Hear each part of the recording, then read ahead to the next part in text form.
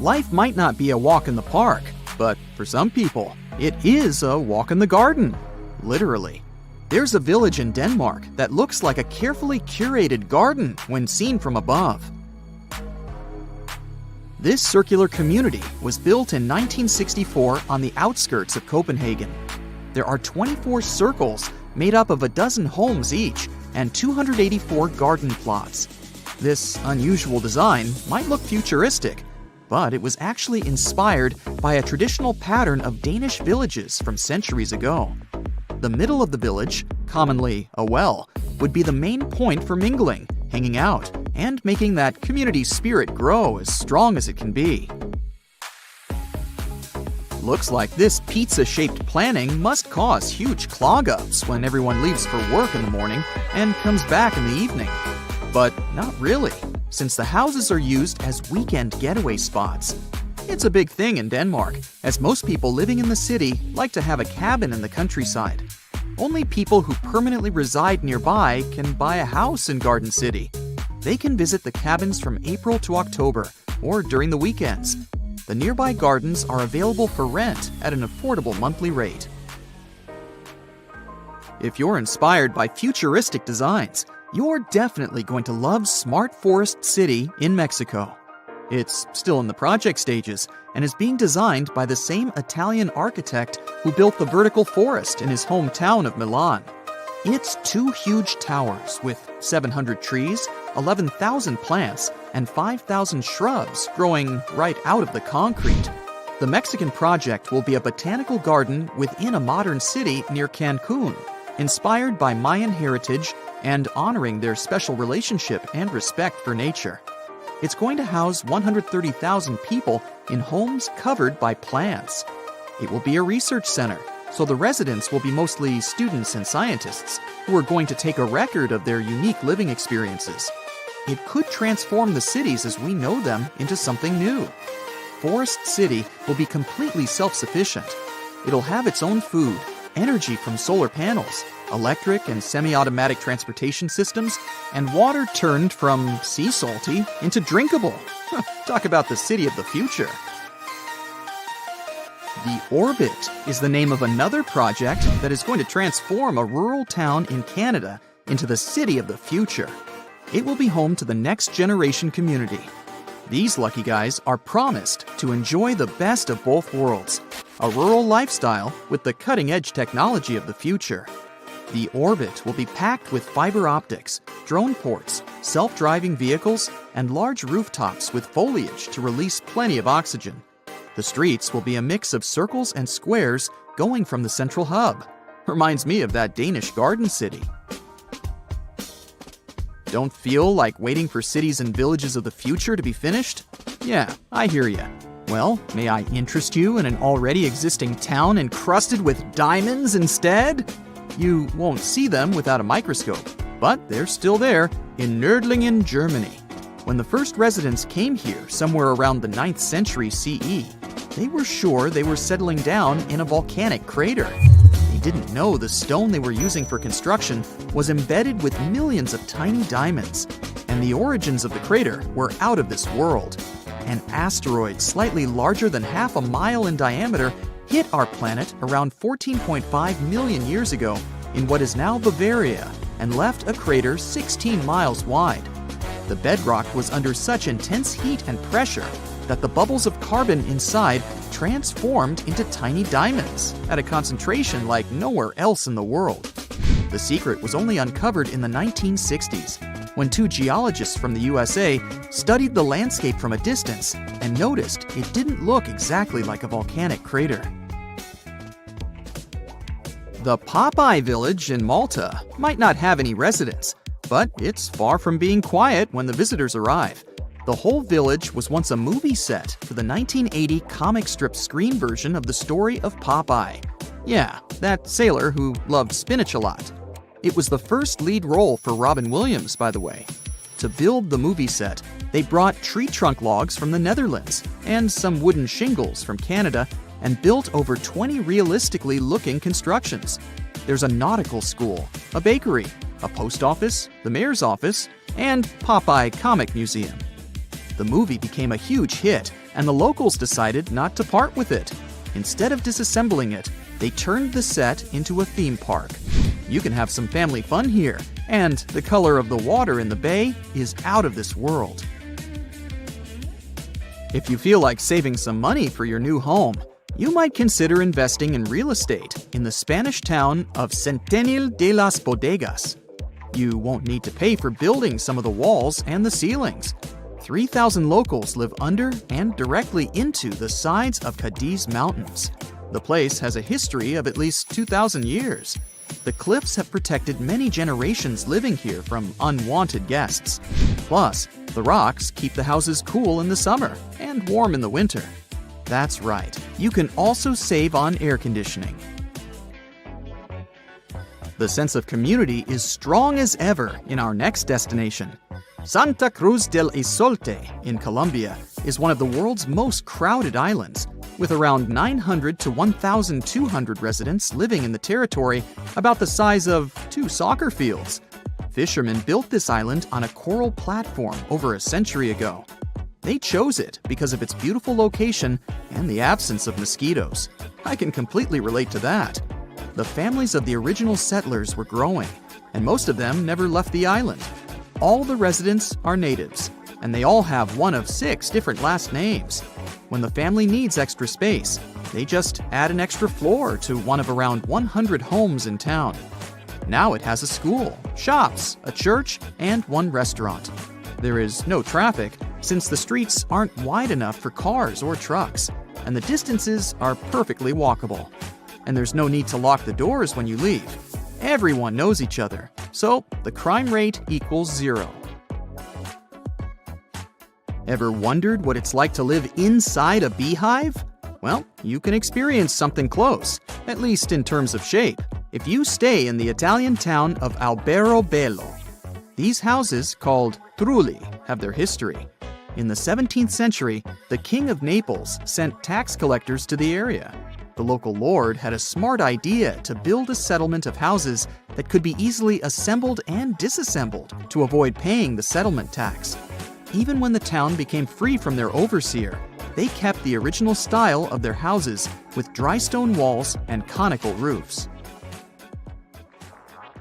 Game of Thrones fans? This one's for you. You can find the real-life village that served as the backdrop for the Yellow City in your favorite saga in Morocco. And it's much more than just a movie set. The village is a UNESCO heritage site and a typical example of a pre-Saharan habitat. Earthen buildings are safely protected by high walls. Some of the houses look pretty modest. Others are more like urban castles. The village used to be one of the key stops on the ancient Sahara trade route. Traders would take a nice break from traveling here on their way to Timbuktu, or the Western Sahara. It looks like it's thousands of years old, but in reality, the oldest constructions here were built no earlier than the 17th century. But even that is pretty impressive. The builders of the earthen village have adapted it perfectly to climatic conditions. The larger houses are regularly maintained, and the materials used are still the same: earth and wood. The snow-capped shape of Mount Taranaki, in the middle of Egmont National Park in New Zealand, is surrounded by a dense, dark-colored forest. It creates a gloomy green circle around the area. From above, the circle looks almost perfect. But it's only because of the local farmers. They use all the fertile soil they can, and it results in a contrasting color scheme. A near-perfect cone volcano, a rare geological phenomenon, has occasionally been erupting for over 100,000 years. It grew taller and larger after every eruption. It's predicted that in about 50 years, this volcano could turn the area around it into another Pompeii. In Italy, there's a unique spot known as the Giant Pink Bunny. You can find this humongous art project on the green fields of the Coleto Fava Mountain in northern Italy. The 200-foot-long and 20-foot-high bunny appeared in 2005. It was created by the art group Gelatin from Vienna. Not only does it have a strange and unique design, but it's also knitted. It took the team 5 years to finish the delicate structure. It used to be just like any other stuffed toy. Visitors could climb the bunny, taking in the views around them. But since it was placed on the hills, the art piece has started decaying. After all, it was only meant to last 20 years at the most. The once bright pink bunny has turned gray and has almost disappeared. If you look at the Google Maps satellite images these days, you might only notice its outline.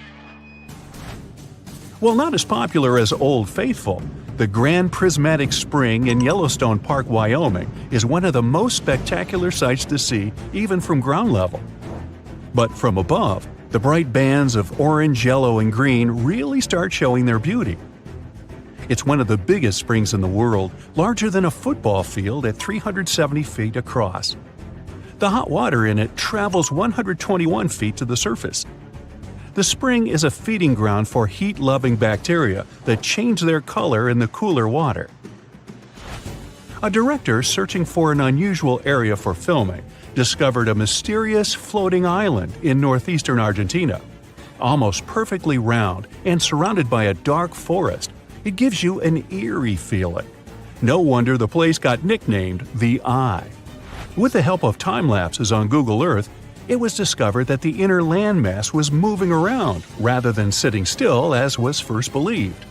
A circle of land 387 feet in diameter, ranging from several inches to many feet in thickness, casually floats in the clear waters. It even rotates slowly, pushed by the cold water from below. This water is still being studied. It's completely exclusive to the surrounding area. From above, it looks like nothing more than a little island sitting in Homebush Bay, Australia. But zooming in will change that perspective. Once a successful trading port, the bay is filled with 4 abandoned cargo freighters that were too hard to remove. Once they became decommissioned, they were left in the bay and forgotten. The shipwreck SS Airfield transformed from a broken-down wreck into a small but beautiful nature reserve. It's filled with thriving mango trees that have overtaken the ship and are slowly breaking down its hull. In the Gobi Desert, in the northeast part of China, bizarre symbols appeared in certain areas. This led to many theories of what they could be.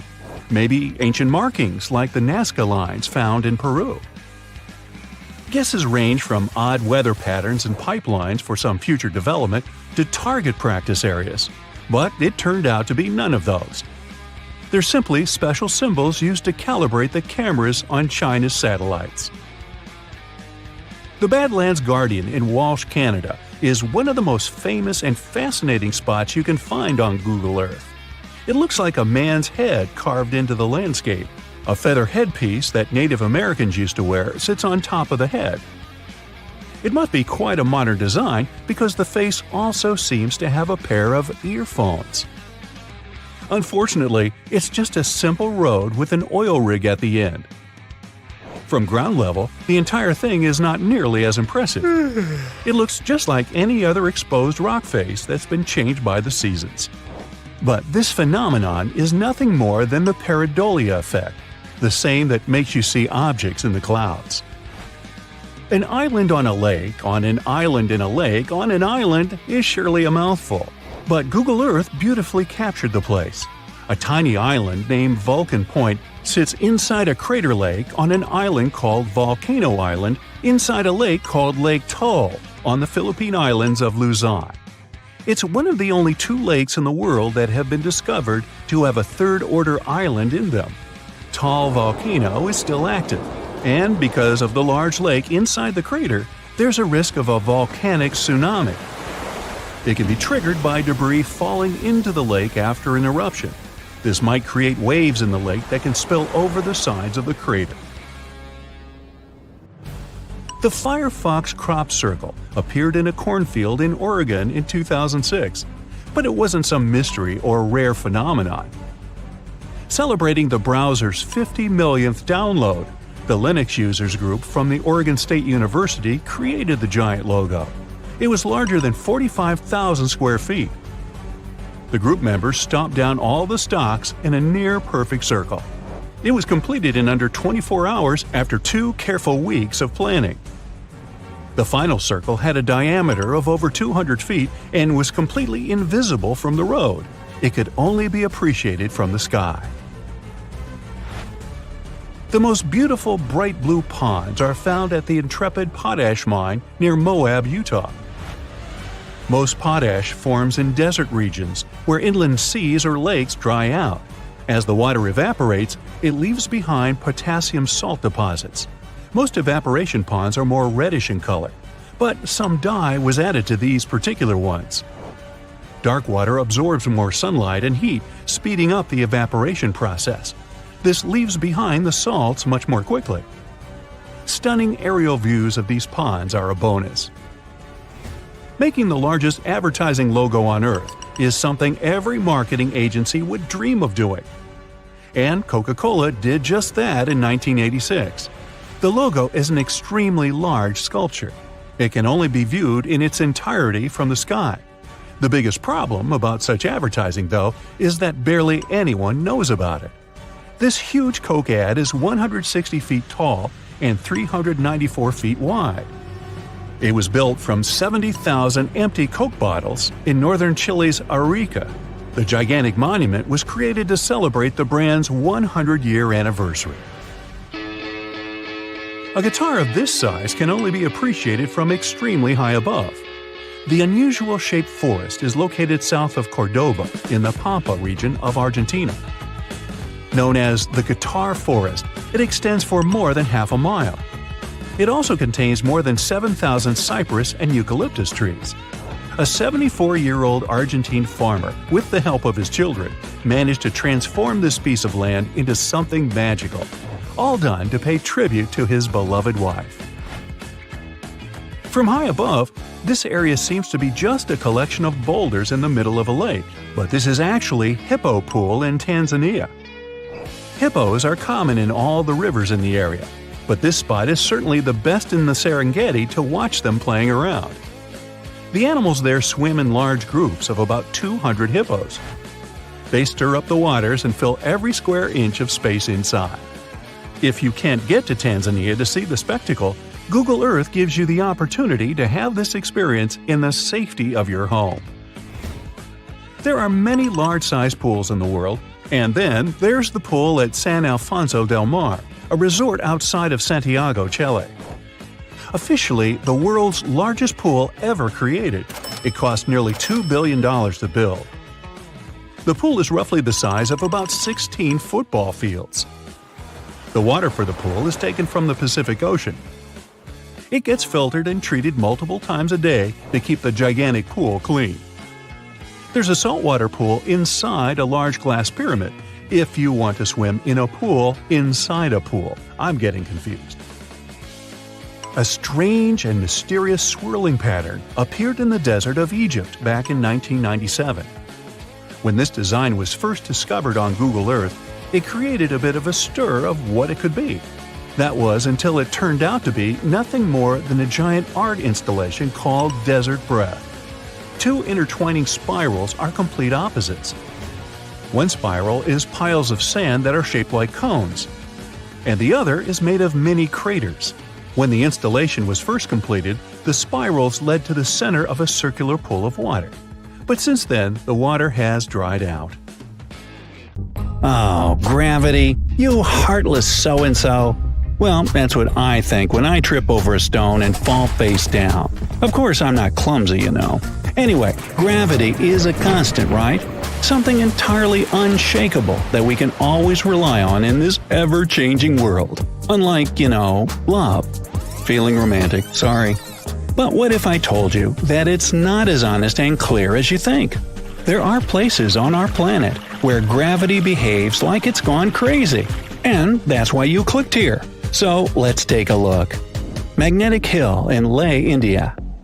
There's a stretch of road in India that's been attracting tourists from all over the world. It's no different looking from the surrounding landscape, and you could easily pass it by without noticing, if not for one very unusual and a bit creepy thing. If you stop your car on the magnetic hill going up the slope and put it on neutral, it'll start crawling upwards, eventually reaching the speed of up to 12 miles per hour. They say there's some sort of magnetic force at work here that tugs cars up the hill, hence the name. On top of that, even airplanes are said to gain altitude above this place. Skeptics offer another explanation, though. It's just the lay of the land that creates an illusion of going upwards, while in fact you're moving down the hill and vice versa. Whatever the truth, I'd like to see it for myself. Would you? Tell me down in the comments. The Crooked Forest, Poland. Near the village of Nowa Czarnowo, there's a forest in the depth of which you can find a strangely looking pine tree. Planted in the 1930s, there are 400 trees that sharply twist to the north almost at the roots, and then grow upwards in a semicircle.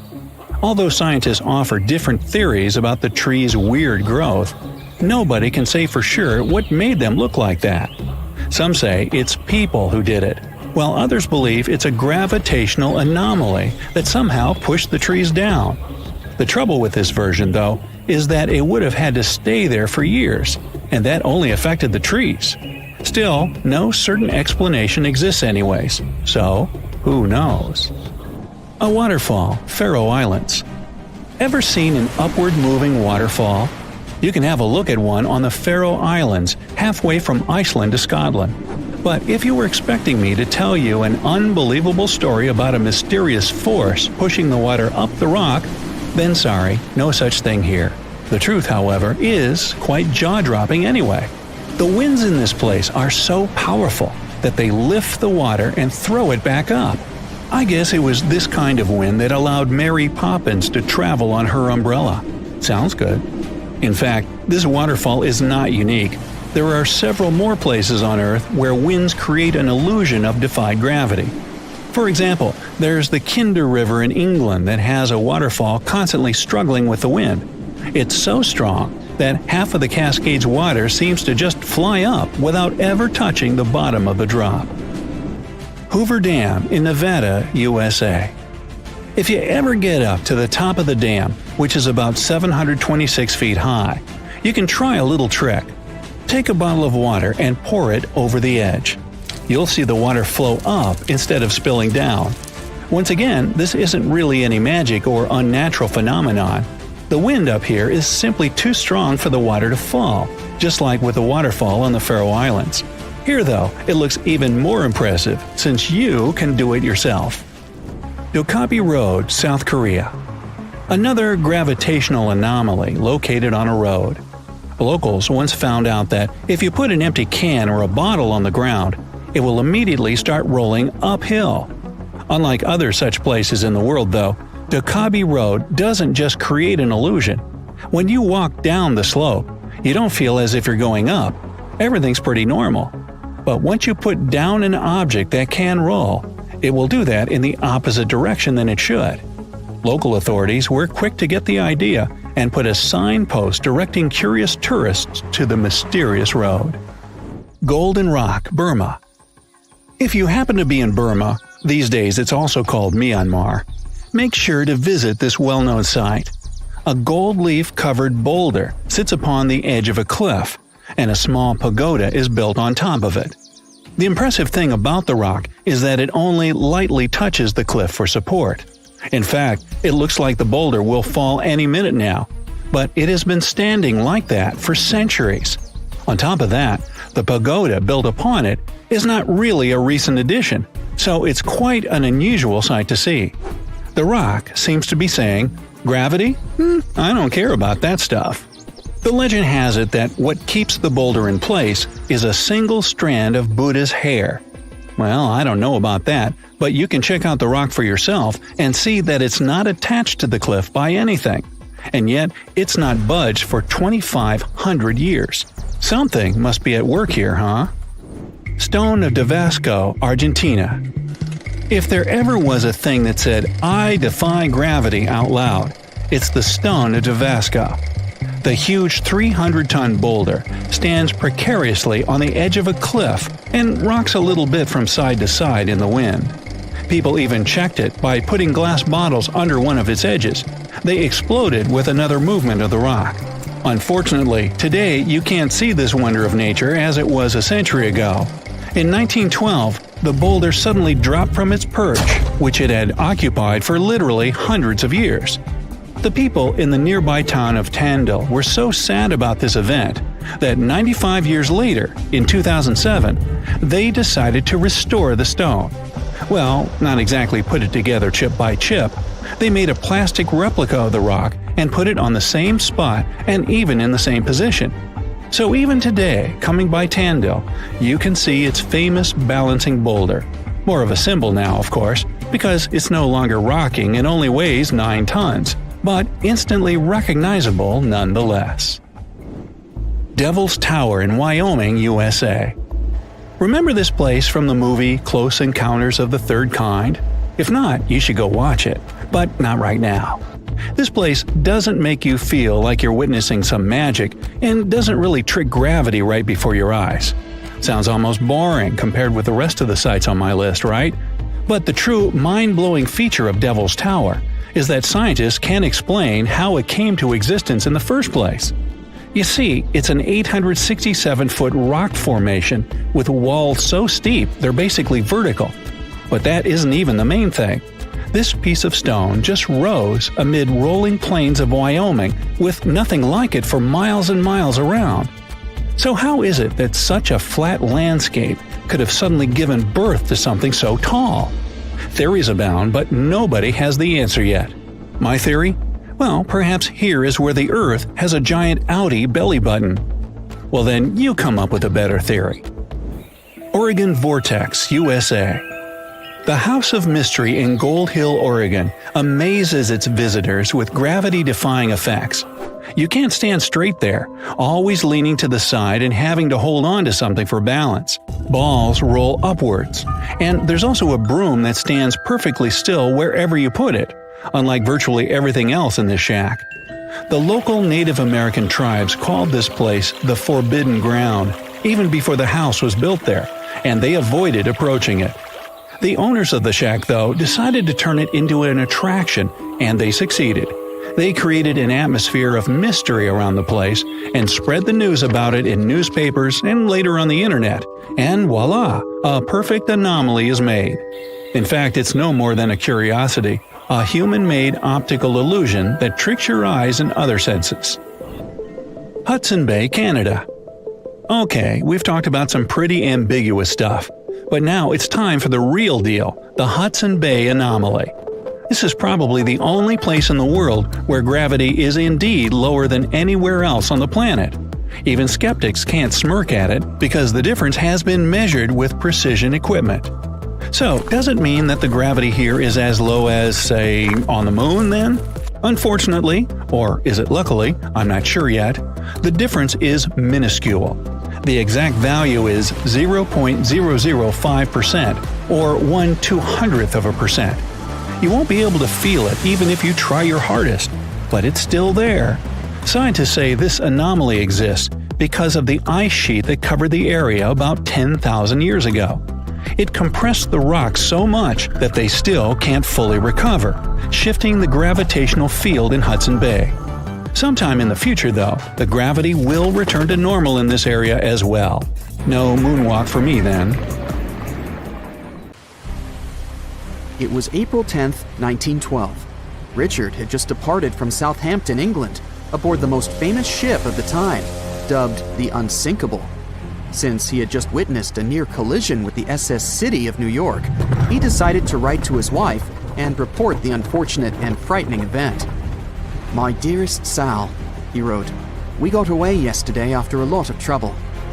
Little did he know that a mere 4 days later, both his pen and the ship he was on would be lost forever at the bottom of the North Atlantic Ocean. Was this some sort of bad omen? Did Richard actually foresee what was about to happen to the ship he was on? In case you haven't figured it out by now, Mr. Richard Geddes was aboard the Titanic on the day that he wrote the letter to his wife.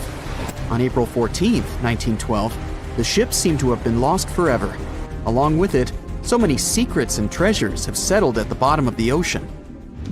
It took until 1985 for the Titanic's wreck to be finally rediscovered using state-of-the-art sonar technology. Ever since then, they've managed to recover thousands of items from the Titanic, and many of them went on display or auction. Things like jewelry, a life jacket, a menu from the ship's restaurant, or even a sample square of carpet from the first-class stateroom have all captivated the public's attention, just like the many stories of the people on board. Scientists have even tried to come up with strategies to get the Titanic back up altogether to properly study it and stop it from getting more and more damaged at the bottom of the ocean. Some have suggested filling the wreck with ping pong balls to make it float, while others even considered injecting it with 180,000 tons of Vaseline. Another idea was to use 450,000 tons of liquid nitrogen to trap it in an iceberg that would float to the surface. But they eventually had to let go of all these potential strategies since the Titanic is way too fragile to ever be recovered. The Titanic may be one of the most interesting ships lying at the bottom of the ocean, at least in popular culture, but deep-sea divers have a lot of other stories to share. Planes also sometimes find their way to the bottom of the ocean. Deep-sea divers in Oahu, Hawaii came across the wreckage of an F-4U Corsair plane. It seems to have crashed into the ocean in 1946, as it didn't have sufficient fuel. If you can dive deep enough, you might even stumble upon statues and lost artifacts, like those found in the world's only underwater archaeological park off the coast of Naples, Italy. It features the ruins of the ancient Roman city of Baia. The underwater statues found here are breathtaking, to say the least. In an ironic twist of events, some of the equipment we intended to use to get us to the moon was lost at the bottom of the sea for a very long time. But how did that happen?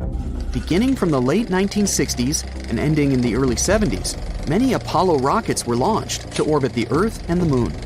When reaching altitudes of about 38 miles, the first portion of the spacecraft, including the engines, needed to separate.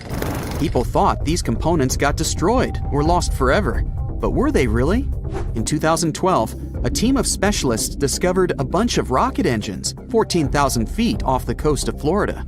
They have since gone through a 2-year renovation plan and are now on display at Seattle's Museum of Flight. Can you imagine stumbling upon a whole city underwater? Back in 2001, a lost city was discovered in the Gulf of Cambay, off the coast of India. Some archaeologists believe it to be the oldest city in history. By comparison, it's almost the size of Manhattan and features massive walls and even plazas. They stumbled upon pieces of sculpture, artwork, and even what looked like ancient wooden furniture, believed to date back up to 9,500 years ago and 5,000 years older than any city previously discovered. Okay, how about an underwater river? I can't even imagine what that would look like, but some deep divers claim to have seen it south of Tulum, Mexico. Is that even possible? Well, not really, since the Cenote Angelita Cave is not a true river, but a very special type of optical illusion. It's formed by a halocline, meaning a cloud of hydrogen sulfide at the bottom of this underwater cave. Turns out you can actually swim right through this cloud, which makes you feel like you're swimming through a flowing body of water. Not all things discovered underwater are inanimate objects.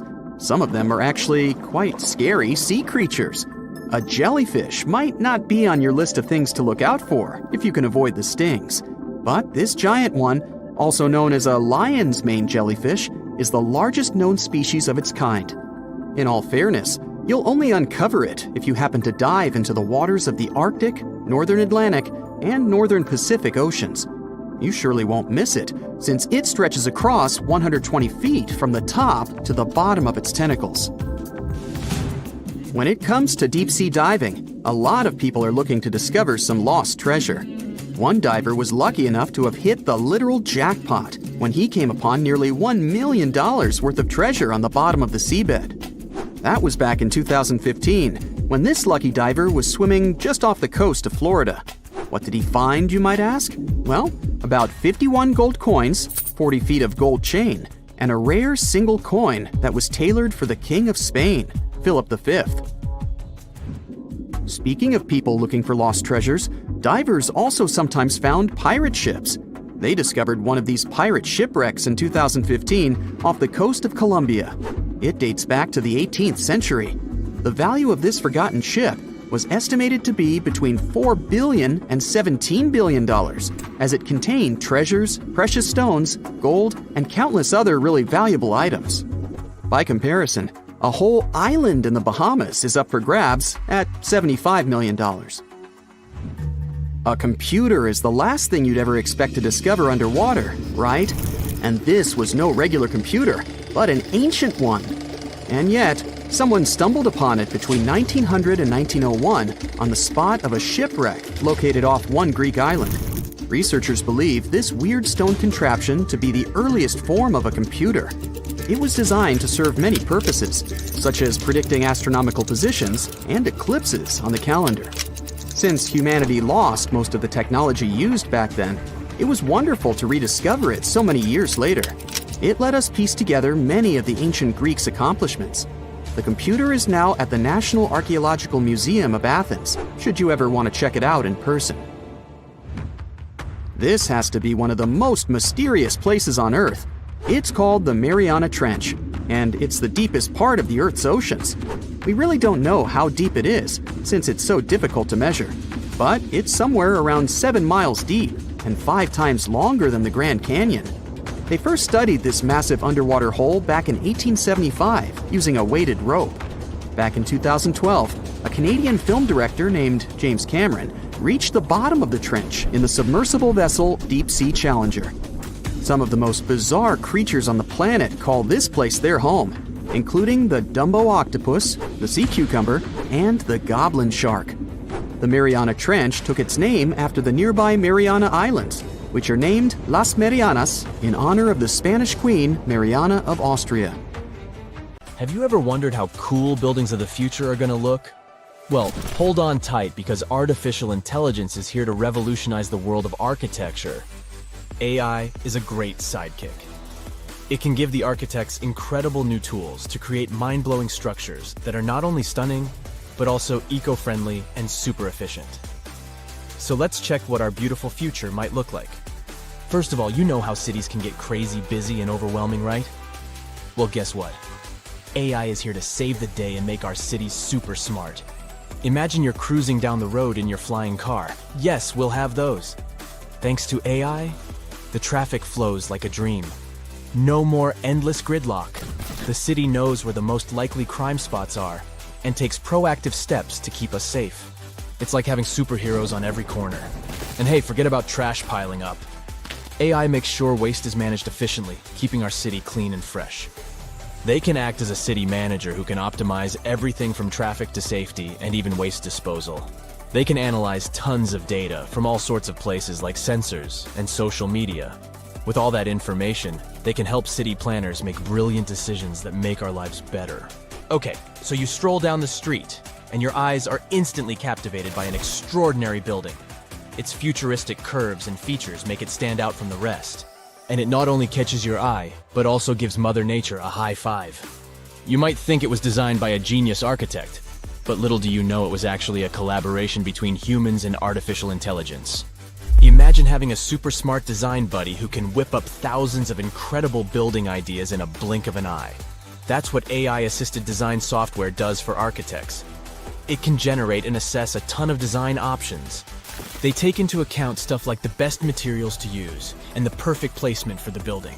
Also, by analyzing data and crunching numbers, algorithms can help optimize the building's design. They can ensure it minimizes energy usage, conserves water, and manages waste like a pro. Every building strives to reduce costs, save energy, and promote a better world. The result? Architectural masterpieces that are both jaw-droppingly beautiful and super practical. The cityscape of the future will be dotted with these awe-inspiring structures. Oh, but that wasn't impressive enough for you? Well, how about a stunning, futuristic building that seems to defy gravity? It's not made of traditional bricks and mortar. Oh no! This marvel was created using the powers of 3D printing. With the help of AI, architects designed every intricate detail and fed all the important data, like what materials to use and how the site conditions might affect the structure. AI algorithms worked their magic to optimize the design, making it both breathtakingly beautiful and rock solid. 3D printing is basically like having a magical machine that can create awesome structures straight out of a sci-fi movie. And AI jumps in to make sure these structures are not just pretty, but also strong. In the city of the future, 3D printing will become the ultimate architect's tool. It will allow them to create structures that were once impossible to build. From mind-bending shapes to intricate details, the possibilities are endless. But AI isn't just making buildings look great, it also makes them efficient and cozy. Let's say you step into a futuristic office building, and voila! The lights automatically adjust to match your mood, and the temperature is set perfectly for you. These futuristic buildings are capable of sensing and responding to their surroundings, just like you do. They control the lighting, keeping it just right for the time of day. They manage the temperature, so it's always cozy and comfortable. They even keep a watchful eye on security and fix small issues before they become big headaches. So, the smart building knows when people come and go, so it optimizes energy usage accordingly, saving the planet and some cash along the way. Now the cool thing is, all these aren't the only possibilities. How about turning skyscrapers into a vertical forest? Recently, an architect from India got super excited about the power of artificial intelligence. So, he decided to team up with an image bot called Midjourney to create a vision for the future. But instead of a dull, robotic world, they aimed for something spectacular. With text prompts like utopian technology and futuristic towers, the architect and AI got to work. Guess what? Midjourney didn't disappoint. It conjured up a world where buildings were covered in lush vertical forests and adorned with shapes inspired by nature. They wanted to create a sustainable future that harmonized with the environment. The architect, Manas Bhatia, is super positive about AI's potential. He doesn't see it as a threat to his job, but as a powerful tool for positive change. He envisions a future where architects and AI collaborate to make breathtaking designs. In his project, Bhatia even asked the AI to imagine symbiotic and hollowed structures, and it responded with pictures of apartments nestled within hollowed-out trees. Imagine a world where the building itself becomes a living, breathing part of nature. Well, Bhatia believes that nature should play a big role in architecture. He loves designing structures that embrace nature's beauty and functionality. From buildings built around trees to facades that regulate temperature, he's all about blending architecture with the natural world. With architects like Bhatia and the superpowers of AI, the future of cities is going to be amazing. So get ready to step into a world where nature and technology coexist in perfect harmony. It's a dream we can't wait to see come true. Or if you're not a big fan of trees, how about this? Skyscrapers that aren't made of solid bricks, but instead, they're inflatable wonders. Zumo, an architectural practice in Barcelona, used the magic of AI to bring these wobbly structures to life. These inflatable superstructures rise above future cities like illuminated balloons in the sky. Here's the best part. These inflatable buildings have sustainability superpowers. You can pump them up to towering heights, flatten them for easy transportation, and rebuild them wherever they're needed. Plus, they're powered by renewable energy, reducing their impact on the environment. Pretty cool, right? Phew, the future is zooming toward us like a rocket. Artificial intelligence can become the secret sauce that makes architects' work extra special. But hey, with great power comes great responsibility. We need to use AI wisely and ethically. For now, we don't have to worry about machines replacing architects. Artificial intelligence still needs a human hand, or else we might end up with buildings that look like mashed up bananas or ice cream cones, unless that's your thing. In addition, humans have one important advantage. They, well, are humans. We need to keep in mind that artificial intelligence doesn't have emotional intelligence. It's a brainy genius, but it can't fully understand the feelings and vibes we humans crave in our spaces. So, we must remember to infuse our designs with that human touch, those warm and fuzzy elements that make us go, "Ah, I feel right at home." And let's not forget that AI is still learning. It's basically just taking its first steps, and we need to be patient and give it time to grow. Rushing things too quickly could lead to wonky designs or buildings that look like a jumbled puzzle. This might look cool if you like avant-garde architecture, but for regular folk, no thanks. So, as the future unfolds at warp speed, let's embrace the wonders of AI in architecture.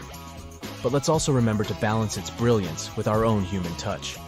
Together, we can create a future where buildings are not just functional, but also filled with heart and soul.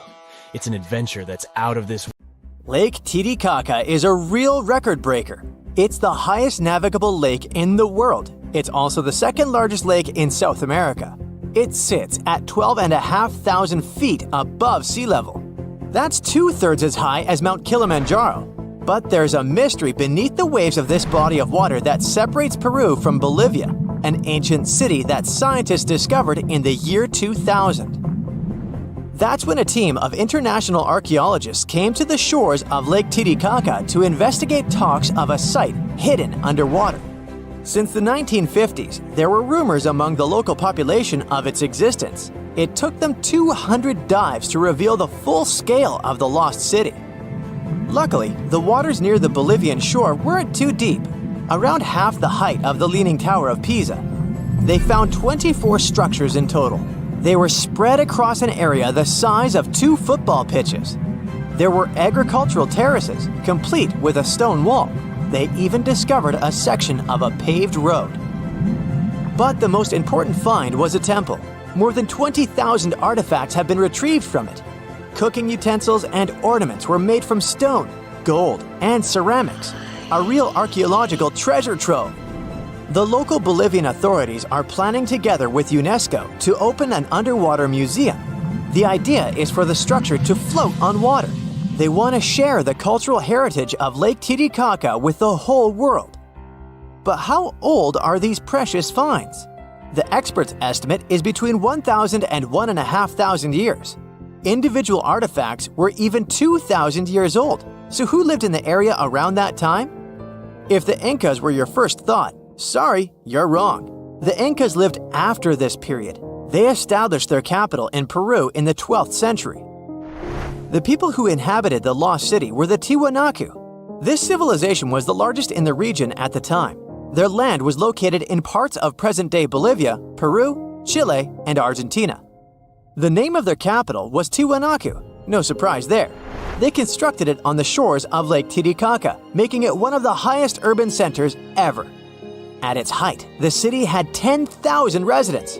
This was between the years 500 and 1000. For comparison, these were the early Middle Ages in Europe. Scientists don't know much about the culture of this pre-Columbian civilization. They never developed a written language. The more famous Incas didn't write down words as we think of them today either. Instead, they used a system of knots tied in ropes. It was called quipu. They had different colors, but science still hasn't cracked the code. However, the Incas' spoken language, Quechua, survived until the present day. There are some 12 million speakers of it spread across South America. And for the Inca people, Lake Titicaca held special significance. It's an essential part of their creation myth. According to legend, a deity emerged from the lake with some human beings. He ordered the sun and the moon to rise into the sky. With their help, he then created other humans from stone. He brought them to life and commanded them to go and populate the planet. For the Incas, Lake Titicaca was a place of birth. They believed that the spirits of the deceased returned to the lake. An important part of the myth is Isla del Sol. It's Spanish for Island of the Sun. It's a tiny island in the Bolivian east part of Lake Titicaca. On its northern tip, there are mysterious ruins. This is a stone maze that scientists believe Incan priests used in their rituals. The labyrinth of stone is not the most impressive sight on the island. In its south part, there are 206 stone steps that lead to a fountain. Some even believe this is the famous Fountain of Youth. Anyhow, the fountain sits in the shade, so it's definitely a lifesaver after climbing all those stairs. At least visitors don't have to worry about the heat. The average summer temperature is just 57 degrees Fahrenheit. The Incas have influenced the history of Lake Titicaca in another strange way. Some 500 years ago, they started entering the territory of the native tribes. To escape danger, they constructed an artificial island and sailed away to safety.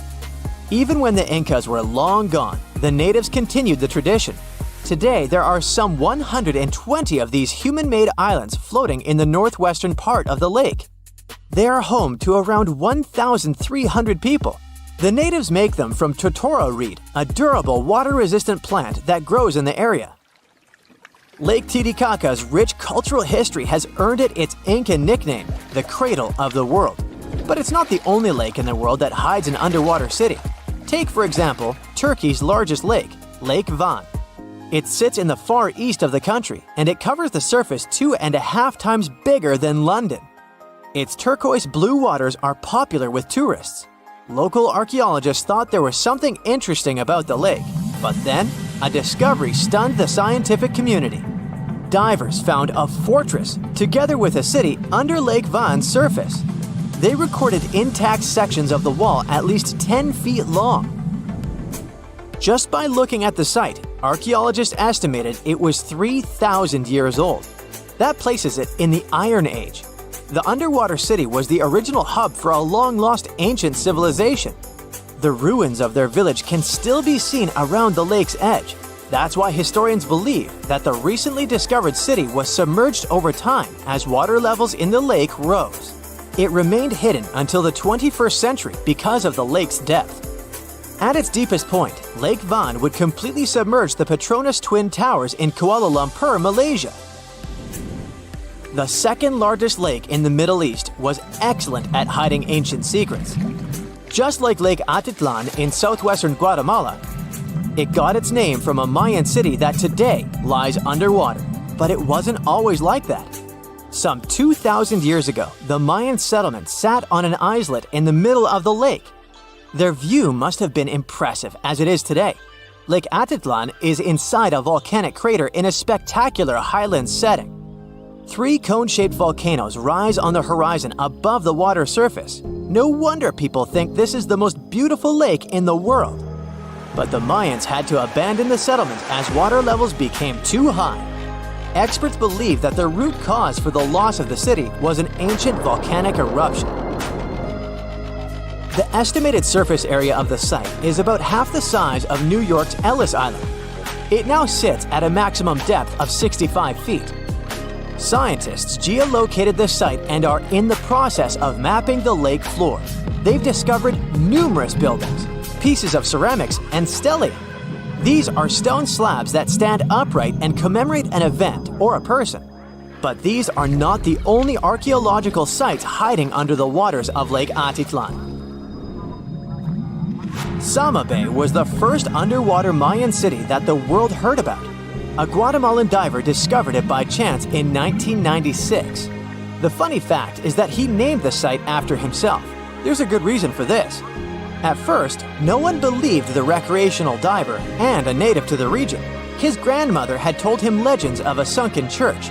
It turned out that these folks' tales were true. In the years that followed, archaeologists descended into the area to confirm the find. They mapped the site using sonar technology. They even excavated parts of the structure that were lying on a raised section of the lake bed. The reason it went under, literally, was probably a volcanic eruption or a landslide. The intact pieces of ceramics they found suggested that the inhabitants left in a hurry. This happened around the year 250, at the height of the Mayan civilization. In Utah, in the middle of the desert, there are striped ponds that seem to be something from another world. The color gets even more dramatic, contrasting with the red Moab desert. The ponds have those stripes because of the evaporation. The more water there is, the more vibrant the blue shades appear. The electric blue color is artificial, though. People add cobalt blue dye, so the water absorbs more sunlight and evaporates faster. As the water disappears, the crystals of salt and potassium are left behind, which are gathered later for chemical production. You don't want to swim in there. Another unusual lake that has its looks thanks to evaporation is Spotted Lake in Canada. In winter and spring, it looks just like a regular lake. But in summer, when the sun gets scorching hot, some water evaporates, but small pools of minerals are left behind. The polka dot spots are usually green, yellow, and bluish. There are no two similar pools. They all have different colors and sizes. Don't get too close here, this place is quite sensitive. Now, if perfection is something you're after, head to Northern Ireland. The place, called the Giant's Causeway, has no extraordinary waters, but the surrounding stones and columns look so smooth and impeccable that it's kind of hard to believe they were created by nature. All those cracks were formed thanks to a volcanic eruption, but the legend has it the site was made by a mythical giant named Fin McCool. He must have been really cool. In Turkey, there's a spectacular site called Pamukkale, which means cotton castle in English. Again, legend has it that giants had something to do with it. This time, they left some cotton there to dry, and it later turned into those stunning formations. Scientists kind of disagree with it and claim that it's all about minerals left by the thermal waters. It's up to you who to believe, but there's one undoubtable thing. This place with turquoise thermal water has no look-alike in the world. If you ever pop in this place, don't miss a chance to take a look at ancient Roman ruins left there. Back in 1802, humanity spotted something they never saw before – the pink water. Nope, it wasn't some fancy strawberry lemonade or something. It was an actual source of flamingo pink water. Meet Lake Hillier, located in Western Australia. It's not hard to guess that it attracts people because of its unique color. It never changes and stays pink throughout the year. No giants spotted adding pink dye there, so this time it's all about algae, bacteria, and high salinity. It's totally safe to swim there, but nobody can do that. Regular tourists just can't visit it. Turns out Lake Hillier isn't the only pink water source out there. In Senegal, there's Lake Retva, which looks almost exactly the same.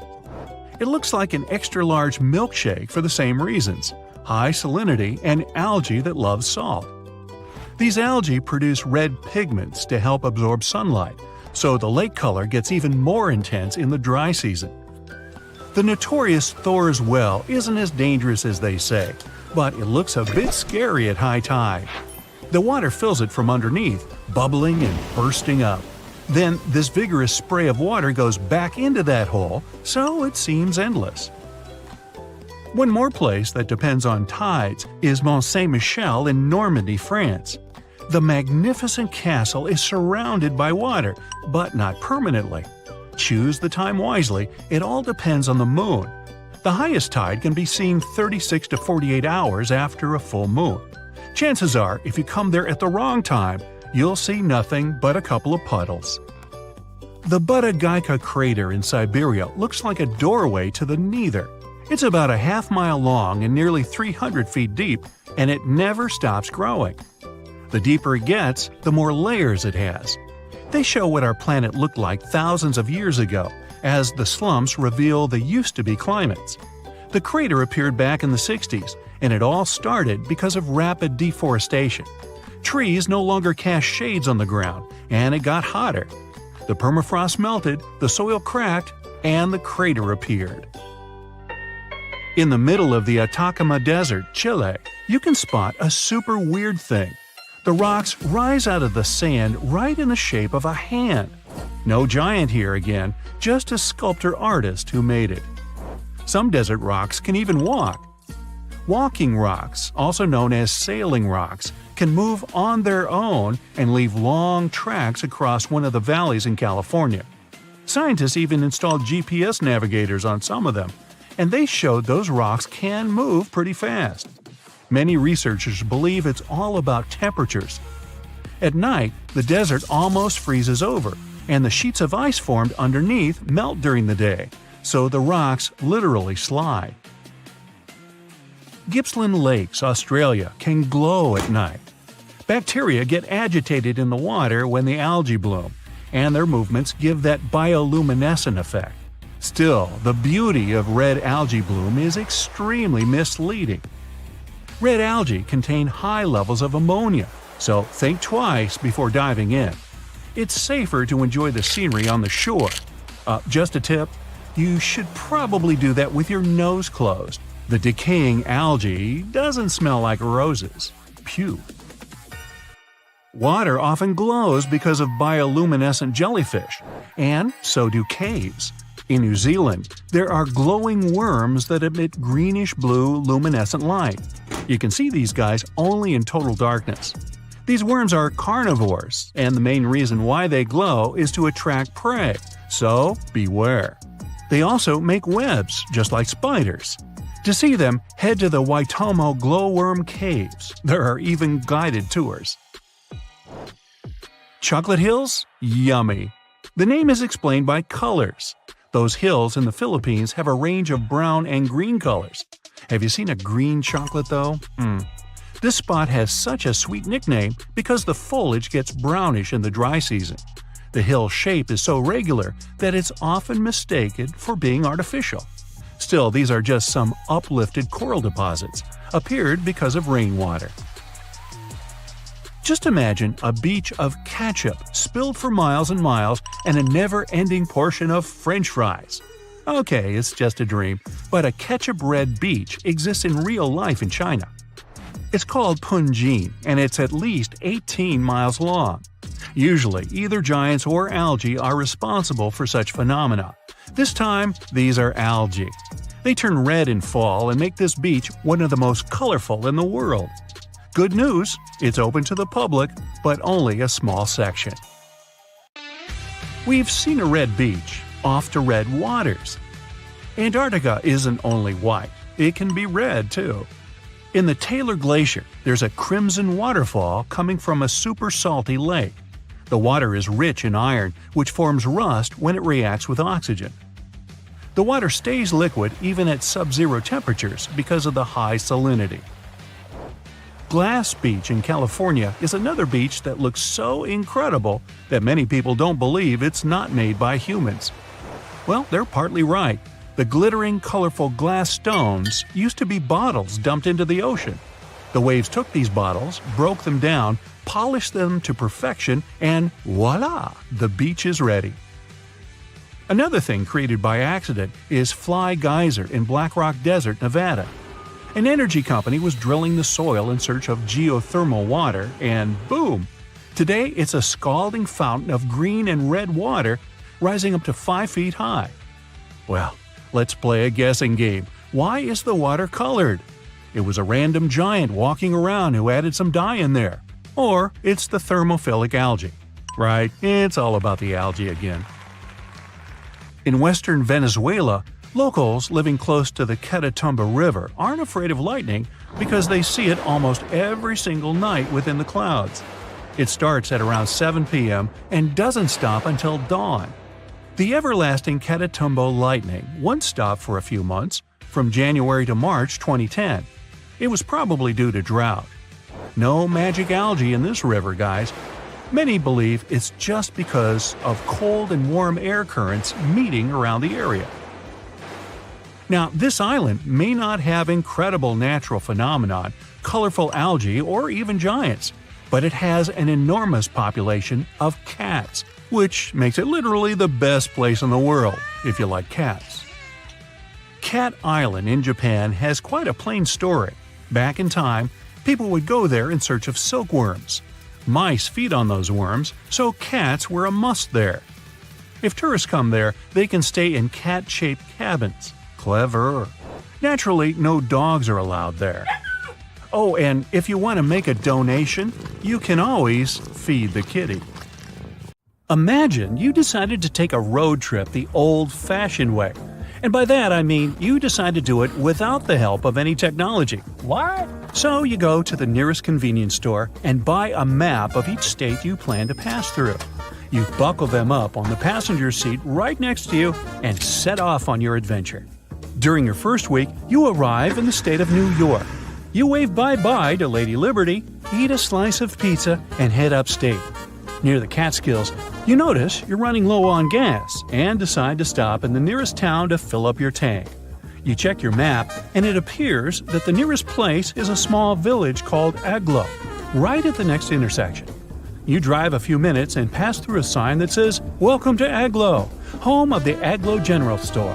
Well, this must be it, you think to yourself. But the town is strangely empty. You can't find the store or the gas station you were looking for. There are no houses. You start to think there might be a mistake. Aglo doesn't seem to exist. This story may sound made up, but it could have actually happened to anyone passing through New York a few years ago.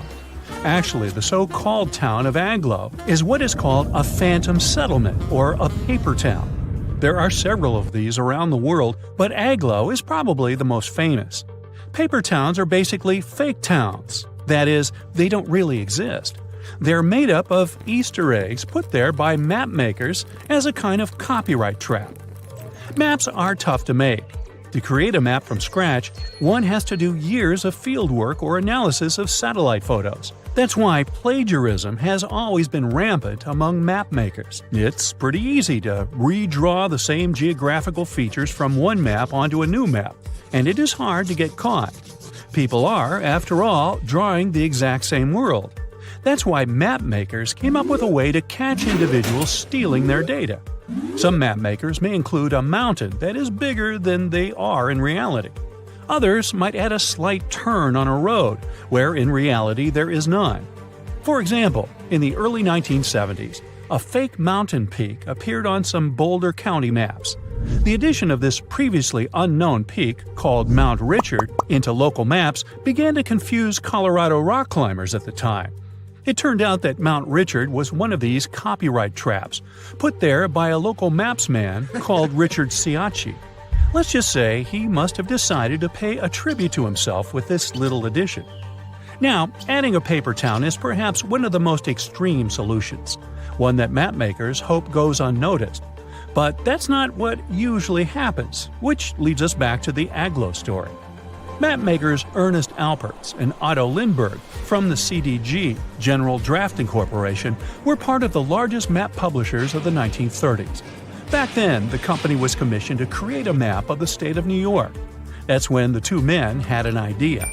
In order to prevent copyright infringement, they would create a phantom settlement combining parts of their names together.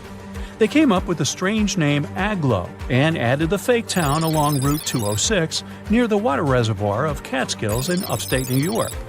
The area was supposed to be, in reality, a dirt road. Years later, Rand McNally, another map designing company, produced a map of New York that included a town called Aglo in the same location where CDG had originally placed it. Lindbergh was convinced that he had a copyright case against his competitor, but the story just kept getting more complicated. Both companies went to settle the case in court, but as it turned out, McNally had a legitimate reason for adding Aglo to their version of a New York map. You see, in order to fabricate their maps, McNally did a thorough research on real estate and establishments located in each existing town. And as it turned out, Aglo was not an empty town when they drew their map. Records show that the town housed an establishment named Aglo General Store. Sure, it was the only building in town, but that was enough for the mapmakers to believe that such a town really existed.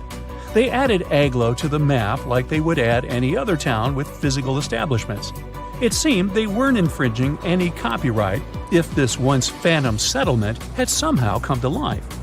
The plot twist is that CDG's Alpers and Lindbergh could never have foreseen that someone would decide to occupy a made-up town. But it happened. One day, someone bought a map from a regional gas station that had Aglo marked on it. The person wanted to open a store more or less where Aglo existed, so they decided to name the store after the town it was in. They trusted the accuracy of the map they bought and named their business Aglo General Store. After all, why would there be a non-existent town on an official map? The general store didn't last many years, only enough to turn this story into a mess. On the bright side, this whole debacle turned Aglo into a super famous fictitious settlement. It became a tourist spot, with people driving from all over the U.S. to get a picture of the town's welcome sign. Now, as we said before, paper towns are plenty around the world and over time, too. A 2005 BBC documentary revealed that the City of London alone had over 100 tiny fake streets or paper streets around the city. For instance, the so-called Moat Lane is supposedly a curving road in Finchley, North London. But if you ever decide to go visit, you'll find nothing but trees and gardens. And what about Argleton, a town in the north of England? Or, more accurately, an empty field in northeastern England? Argleton existed for a while on Google Maps. There were hotel listings and apartments for rent in town. Well, the only thing is that they weren't really in Argleton, but rather in nearby settlements. It's believed that Google Maps imported these fake streets into its database, as they used renowned copyrighted atlases as their sources. But as the truth about these paper streets surfaced, the company later deleted them. If we turn back the clock a few hundred years, we'll find another mystery story involving a possible phantom settlement. But this isn't a tiny town at an intersection, but rather an entire island. Bermejo Island was speculated to be a tiny inhabited island. It appeared on many maps of the 16th and 17th centuries and was a hot spot for Spanish explorers. Its location sometimes varied slightly from map to map, and occasionally its name appeared as Vermija, but its existence seems certain enough. It wasn't until the 18th century that the island stopped being depicted in maps altogether.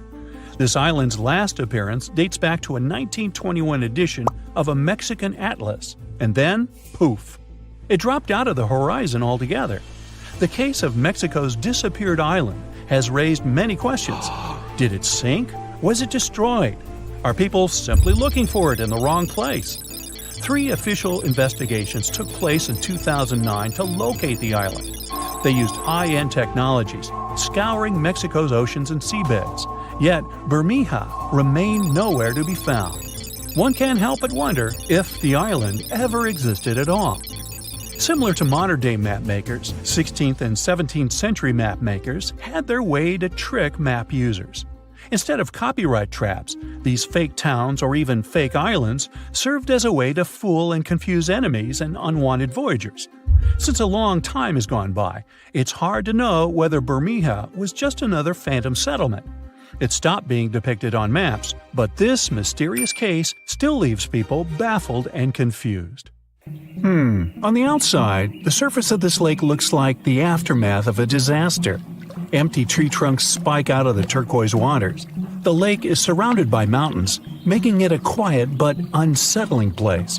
But those who dare to swim under these dangerous waters will soon discover a whole new world.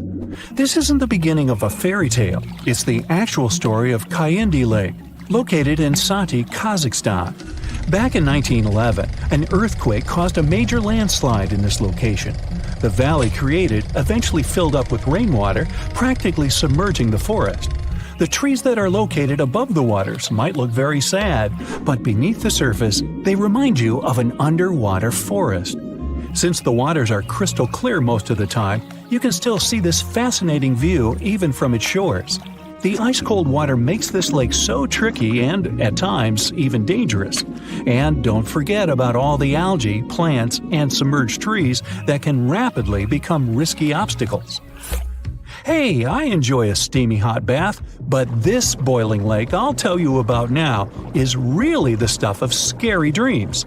It's located on the Caribbean island of Dominica, and its waters have temperatures between 180 and 197 degrees Fahrenheit.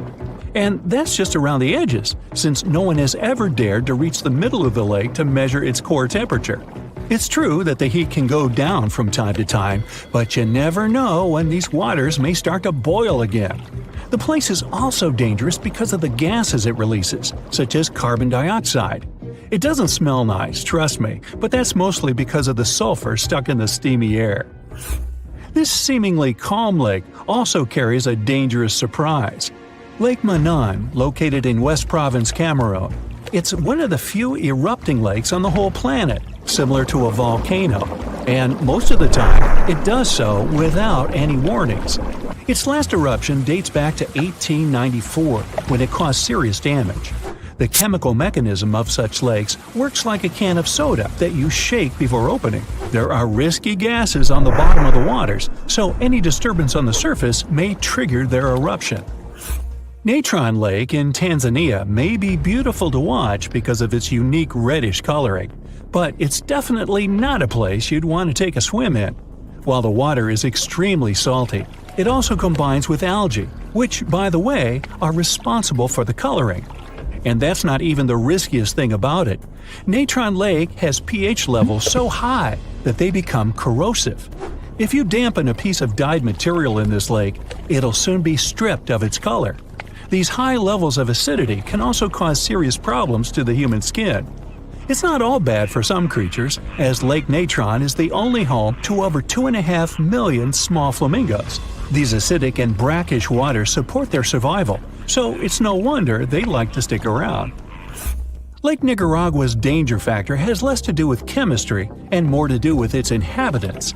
It's located on the border of Costa Rica and Nicaragua and is the largest freshwater lake in Central America.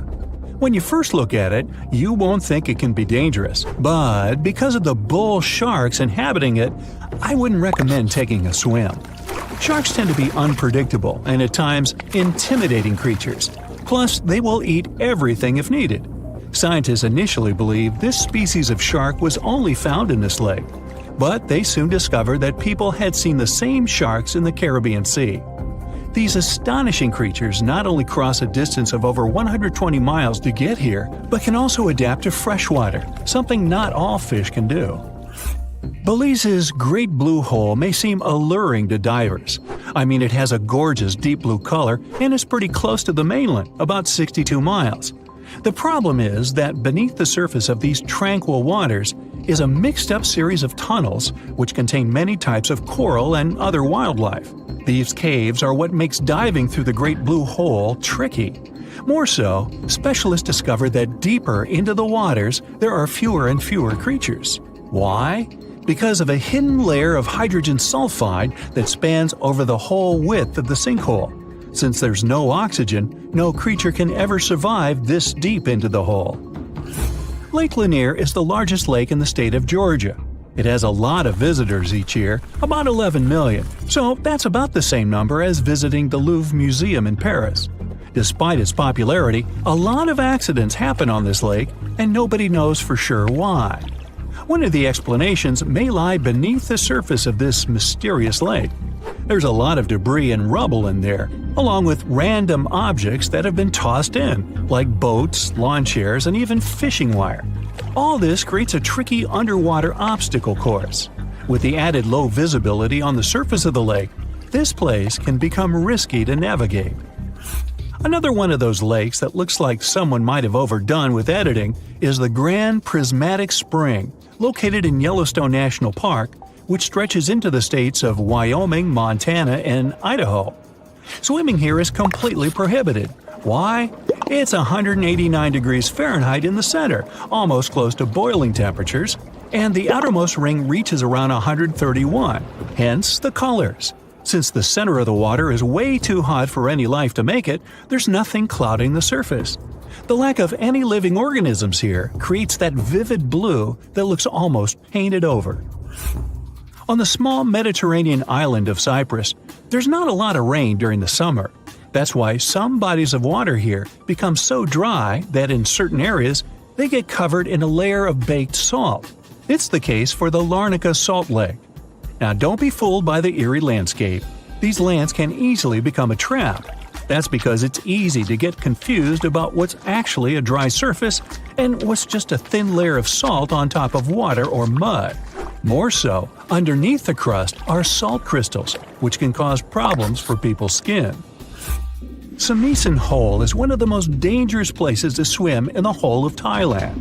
It's because it's very deep, reaching 280 feet, and gets extremely dark. At certain points, as divers get lower, they can even reach places with zero visibility. No wonder a lot of people get confused and can't seem to find their way up anymore. The largest lake in Africa and the third largest lake in the entire world is called Lake Victoria. Not all of its waters are unsafe for people, but some regions can rapidly cause problems. Why? Particularly because it has its own isolated weather system, and that makes the weather really unreliable. It can go from bright and sunny to terrible in a matter of seconds. I mean, who would want to get caught swimming in the middle of a storm, right? Pustoye Lake is located in Siberia, so I'm guessing I don't need to tell you the waters here get extremely cold. But if you look at the lake, there's nothing out of the ordinary with these waters. Is that completely true? Most likely not, and people tend to avoid swimming here at all costs, even if they can resist the freezing cold waters. So, what makes Lake Pustoye so mysterious and dangerous? Well, nothing seems to want to live here, and scientists have yet to discover why. They tried to fill the lake with many types of fish and various plant species to see if they could survive in the waters, but the results were disappointing. Since we don't know exactly what makes it so difficult to survive here, don't go running for your swimming trunks just yet. It's best if you stay away. Hey, you don't have to tell me twice. NASA made this cool rover called Curiosity and sent it to Mars to see what else we can find out about the red planet, the one that will possibly become our next home. Curiosity has been exploring the surface of Mars, taking measurements, and gathering data about the planet for more than 10 years. And good old Curiosity stumbled upon some interesting wave-rippled rocks in the region of the Martian surface that was kind of expected to be drier. Scientists believe this area was actually a lake bed. It might be the bottom of a dried-up lake and all that sediment and other things that have accumulated there. All this can give us some important clues about the history of the lake. For instance, the types of organisms that might have lived there, how deep the lake was, how long it was there, and similar stuff. These wave-rippled patterns tell us that these rocks may have formed when strong Martian winds were moving the water in this big ancient lake.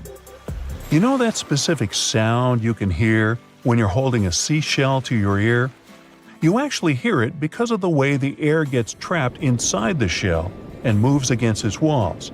The air cannot escape, so it vibrates at frequencies that depend on the size of the shell. In other words, you have a feeling you hear the sound of waves hitting a shore. That's Mars in my imagination now, a spot where you can still hear the long-lost sound of waves crashing against the shores of mysterious gigantic lakes. During its mission, Curiosity also came across a metallic object which turned out to be a meteorite. This unusual rock that came from space is made of nickel and iron. Its name is Cacao, and it's about the size of a small car, 6.5 feet long, and weighs over a ton. This is an important discovery because we don't often find metallic objects on the Martian surface. Most of the rocks there are made of basalt or some other volcanic materials, so that chunk of metal could tell us more about the history of Mars and how it formed. Plus, it definitely stands out. The surface of Mars is red from oxides, while Cacao is metallic-looking and dark gray. It's rounded and smooth, too, which means it once passed through Mars's atmosphere. There have been other robots exploring Mars, too. For instance, NASA's Mars Reconnaissance Orbiter, MRO, stumbled upon circular sand dunes. Sand dunes are usually very common on the red planet. They come in many different shapes and sizes, but circular ones like these are really rare. They consist of dark sand with light-colored material surrounding them. And the cool thing is that these dunes are arranged in a specific pattern, similar to the spokes of a wheel. It could be because of the way the winds blow. But back to our buddy, Curiosity. It's been exploring many other interesting things, like oxygen levels in the Martian atmosphere. The levels change depending on the season. There's more oxygen in the spring and summer. It's still not clear why, though, and of course, even that is not enough for us to really breathe there. The concentration of oxygen on Mars is 0.1%, which is about 100 times less than the concentration in Earth's atmosphere. The atmosphere of Mars is mostly made up of carbon dioxide, with traces of other gases. Curiosity was so good that it also decided to analyze the age of rocks it found. It seems they're much older than we previously thought. Some of them date back more than 3 billion years. Curiosity found organic molecules in soil samples too. These molecules are basically building blocks of life. Now, this doesn't prove there's indeed life on Mars. It's just one of the things that suggests there might have been some form of life a long time ago. Curiosity discovered potential evidence that there might be a large reservoir of liquid water beneath the south polar ice cap, probably very salty and full of different minerals. This high salinity is the reason why this water could remain liquid at temperatures well below freezing. It would be cool to have some sort of subsurface ocean to take a dip in, especially when these crazy Martian winds are raging on the surface. And it would be great to have something that would protect us from those insane radiation levels on the red planet.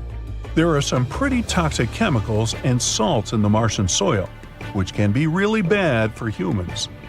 Astronauts could potentially end up being exposed to these toxic chemicals, either through direct contact with the soil or by inhaling dust that contains these salts. Also, these substances could be a problem for growing crops. This is a really big discovery for long-term missions to Mars, because astronauts would need to be able to grow their own food so they can survive while there. Another thing that favors the idea of potential life on Mars is discovering methane there.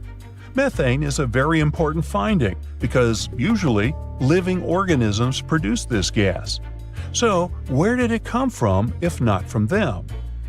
In reality, there are a few possible explanations for that.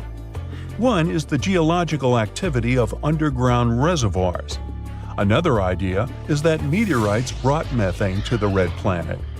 What's interesting is that levels of methane are higher in particular areas.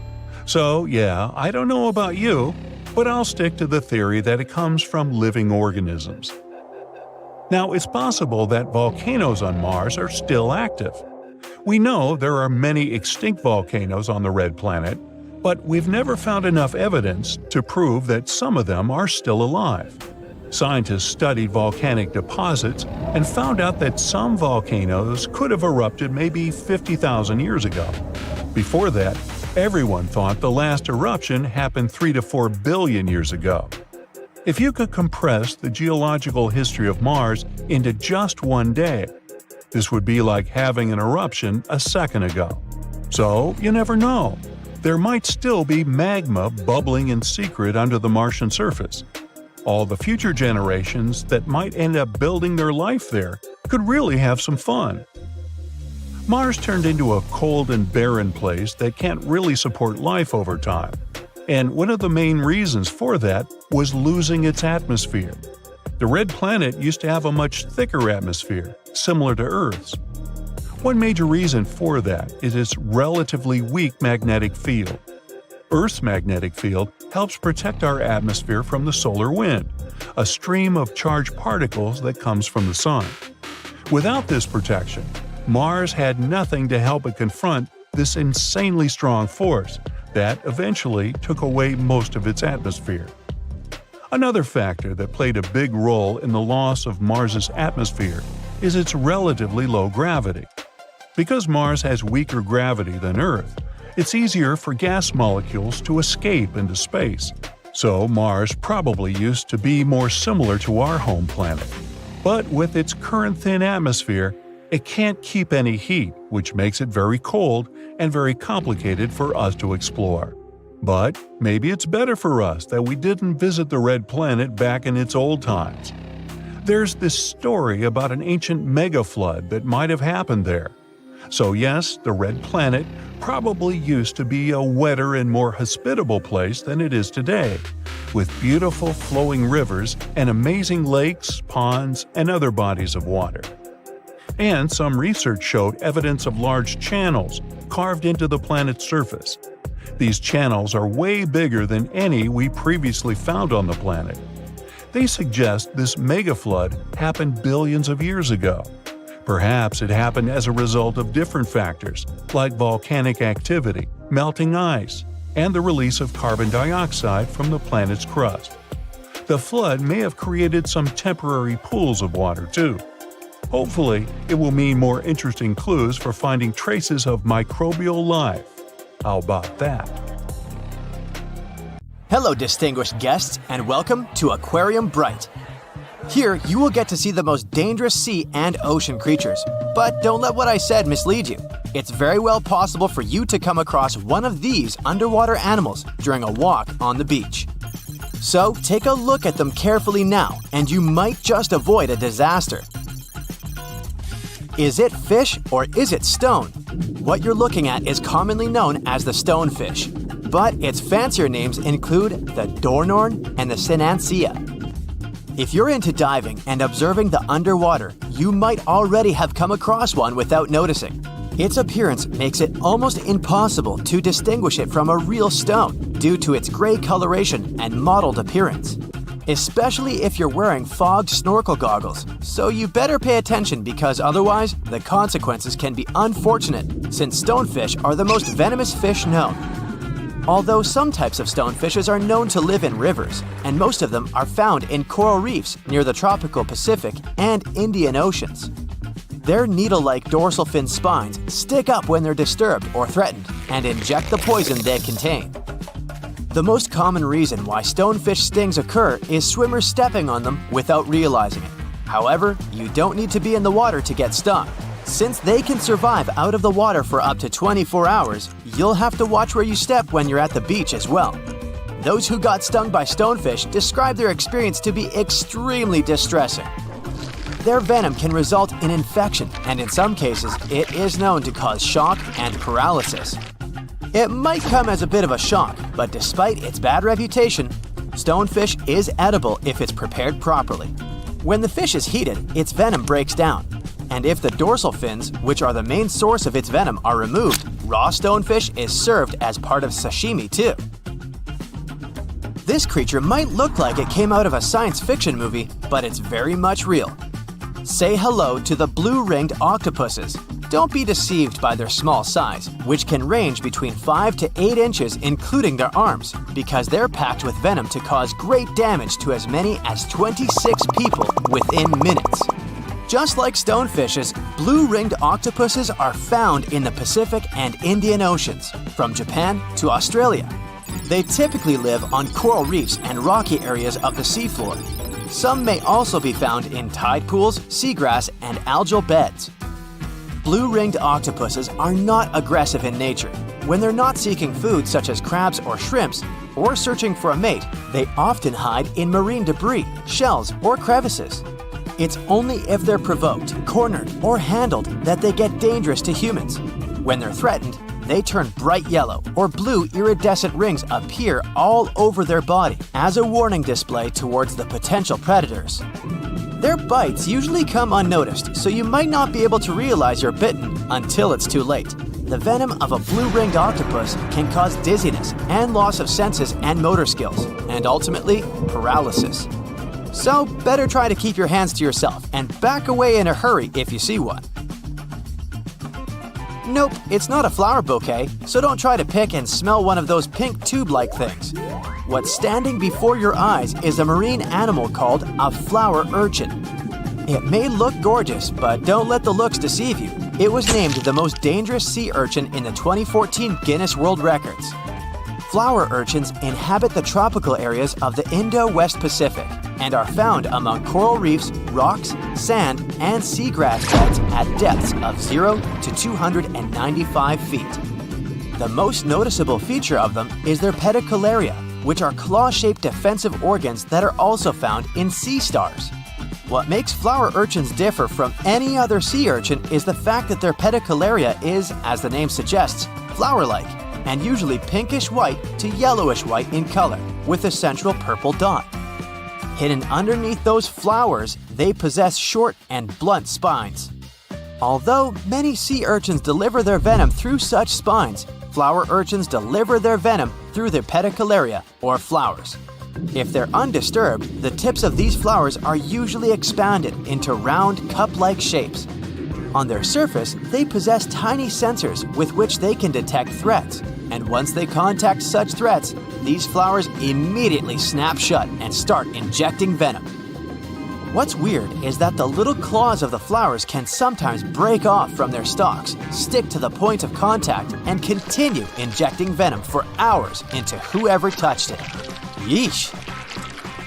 Looks like a giant puddle of melted strawberry ice cream, right? You wish.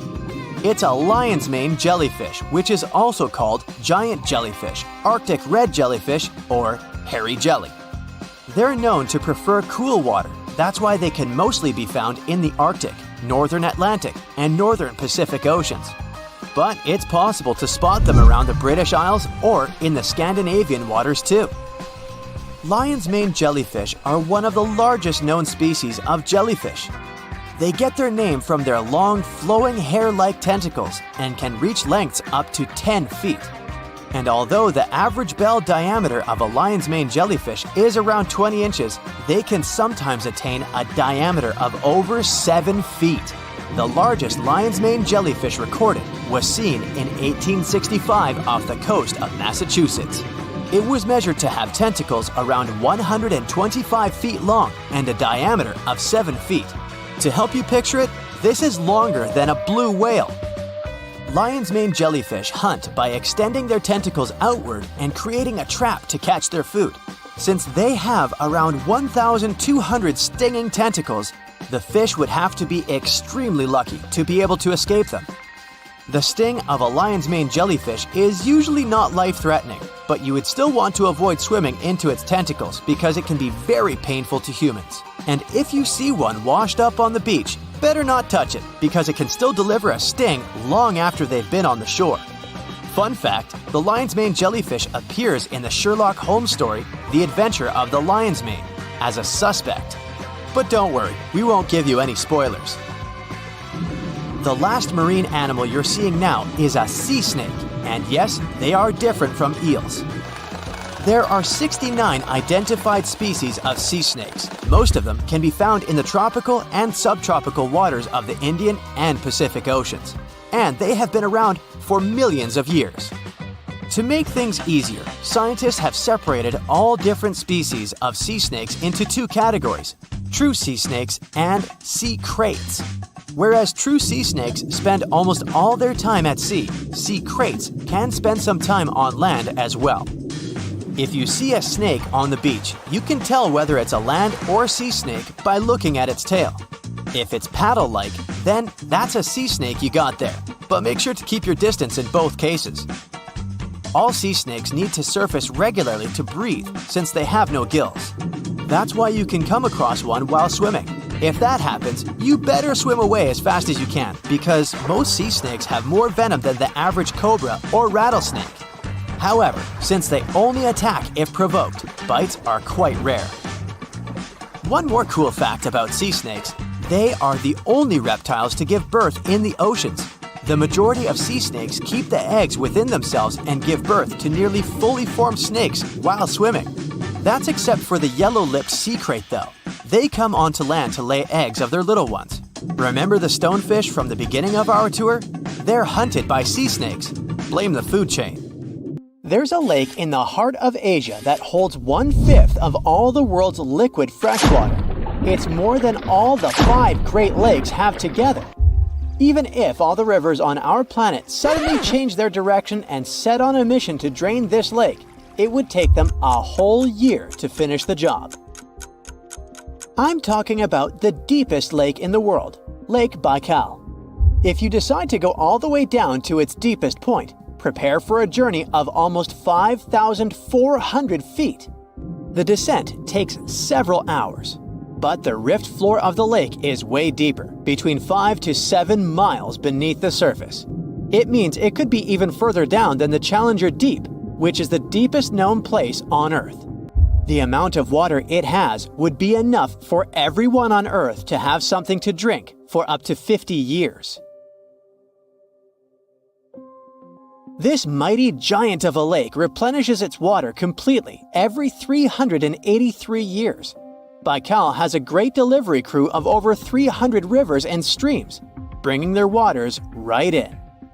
And only one river flows out of Baikal, the Angara, which is headed straight for the Arctic Ocean. Baikal isn't only the deepest, but also the oldest existing freshwater lake in the world. It formed at least 25 million years ago. It all began when the Earth's crust decided to play Tetris and created the lake and the surrounding mountains. At some point, Baikal must have been just a humble riverbed, but then tremors and fractures shook the Earth, and the distance between the shores got bigger. Water levels rose thanks to the melting glaciers. Then, several lakes formed and later merged into one. Baikal is one of around 20 lakes in the world that are older than 1 million years. And since it wasn't disturbed by glacial periods, it's a perfect research ground for scientists. Its deep-drilled core sediments can tell a lot about the climate of our planet in different periods. Since Baikal is in a rift basin with 2,000 seismic tremors per year, the lake is deepening and still growing in size. Its shores drift apart at around the same rate as South America and Africa are moving away from each other, so it has all the potential to become an ocean. Another thing Baikal has in common with the oceans is that it has water rich in oxygen, even at its lowest depths. This is one of the reasons why the fauna of the lake is so incredibly rich. It's home to over 2,500 various animals and 1,000 plant varieties. Around half of them are unique and only exist in this area, like the endemic algae, the Baikal omul fish, and the Baikal oilfish. There are also some bears, elk, and lynx living on its shores. They must appreciate the fact that the temperatures around the lake are always higher than the rest of Siberia, thanks to its huge water mass. Most Baikal dwellers prefer to stick to the bottom of the lake, but there's one brave guy you'll meet if you decide to visit. Meet the Baikal seal, also known as Nerpa. It's the only true freshwater seal in the world.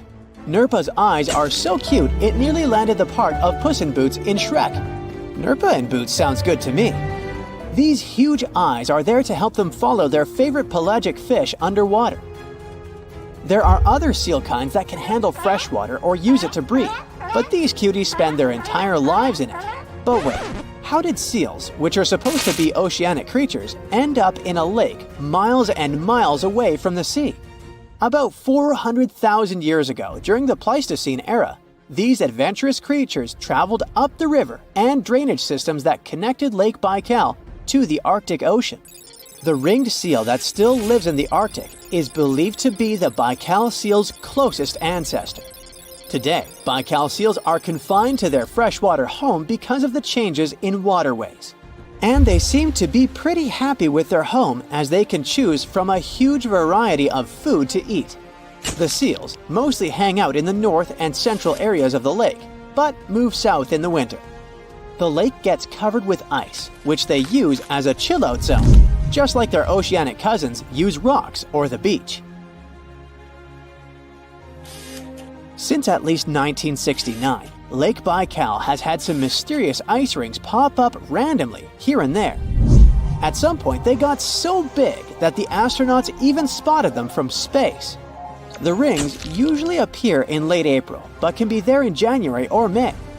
Scientists couldn't crack the code on how these rings form for a while. They had all sorts of theories, and the most popular involved methane gas bubbles from the lake's depths. But then, scientists noticed that some of the rings were in shallower waters, where gas emissions don't happen. So, an international team of scientists decided to solve the mystery. They traveled to Lake Baikal, drilled holes in the ice, and dropped sensors into the water.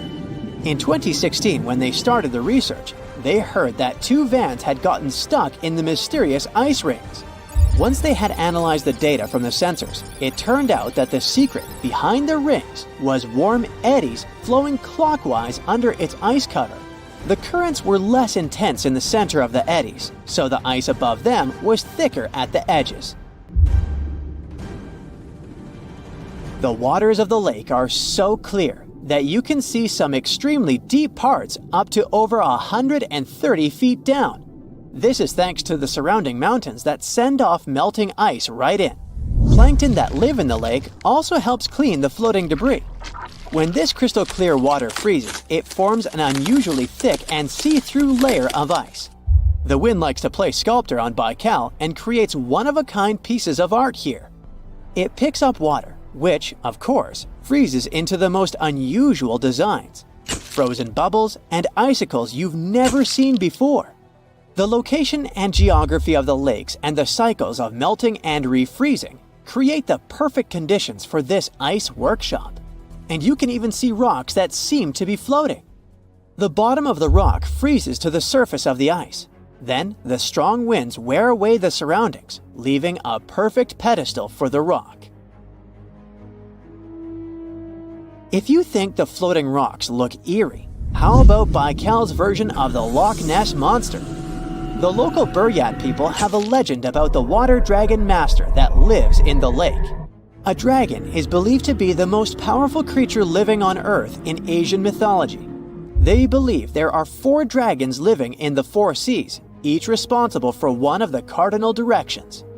Baikal is the North Sea in this story. The image of this dragon is supposedly etched in ancient petroglyphs on the cliffs of Baikal. There's also a hefty stone slab that looks like a monument dated back to somewhere between the 3rd and the 9th century BCE, depicting a mysterious water monster. Imagine the stories this stone could tell, echoing the whispers of a bygone era and leaving us to unravel the enigma of the Baikal cliffs.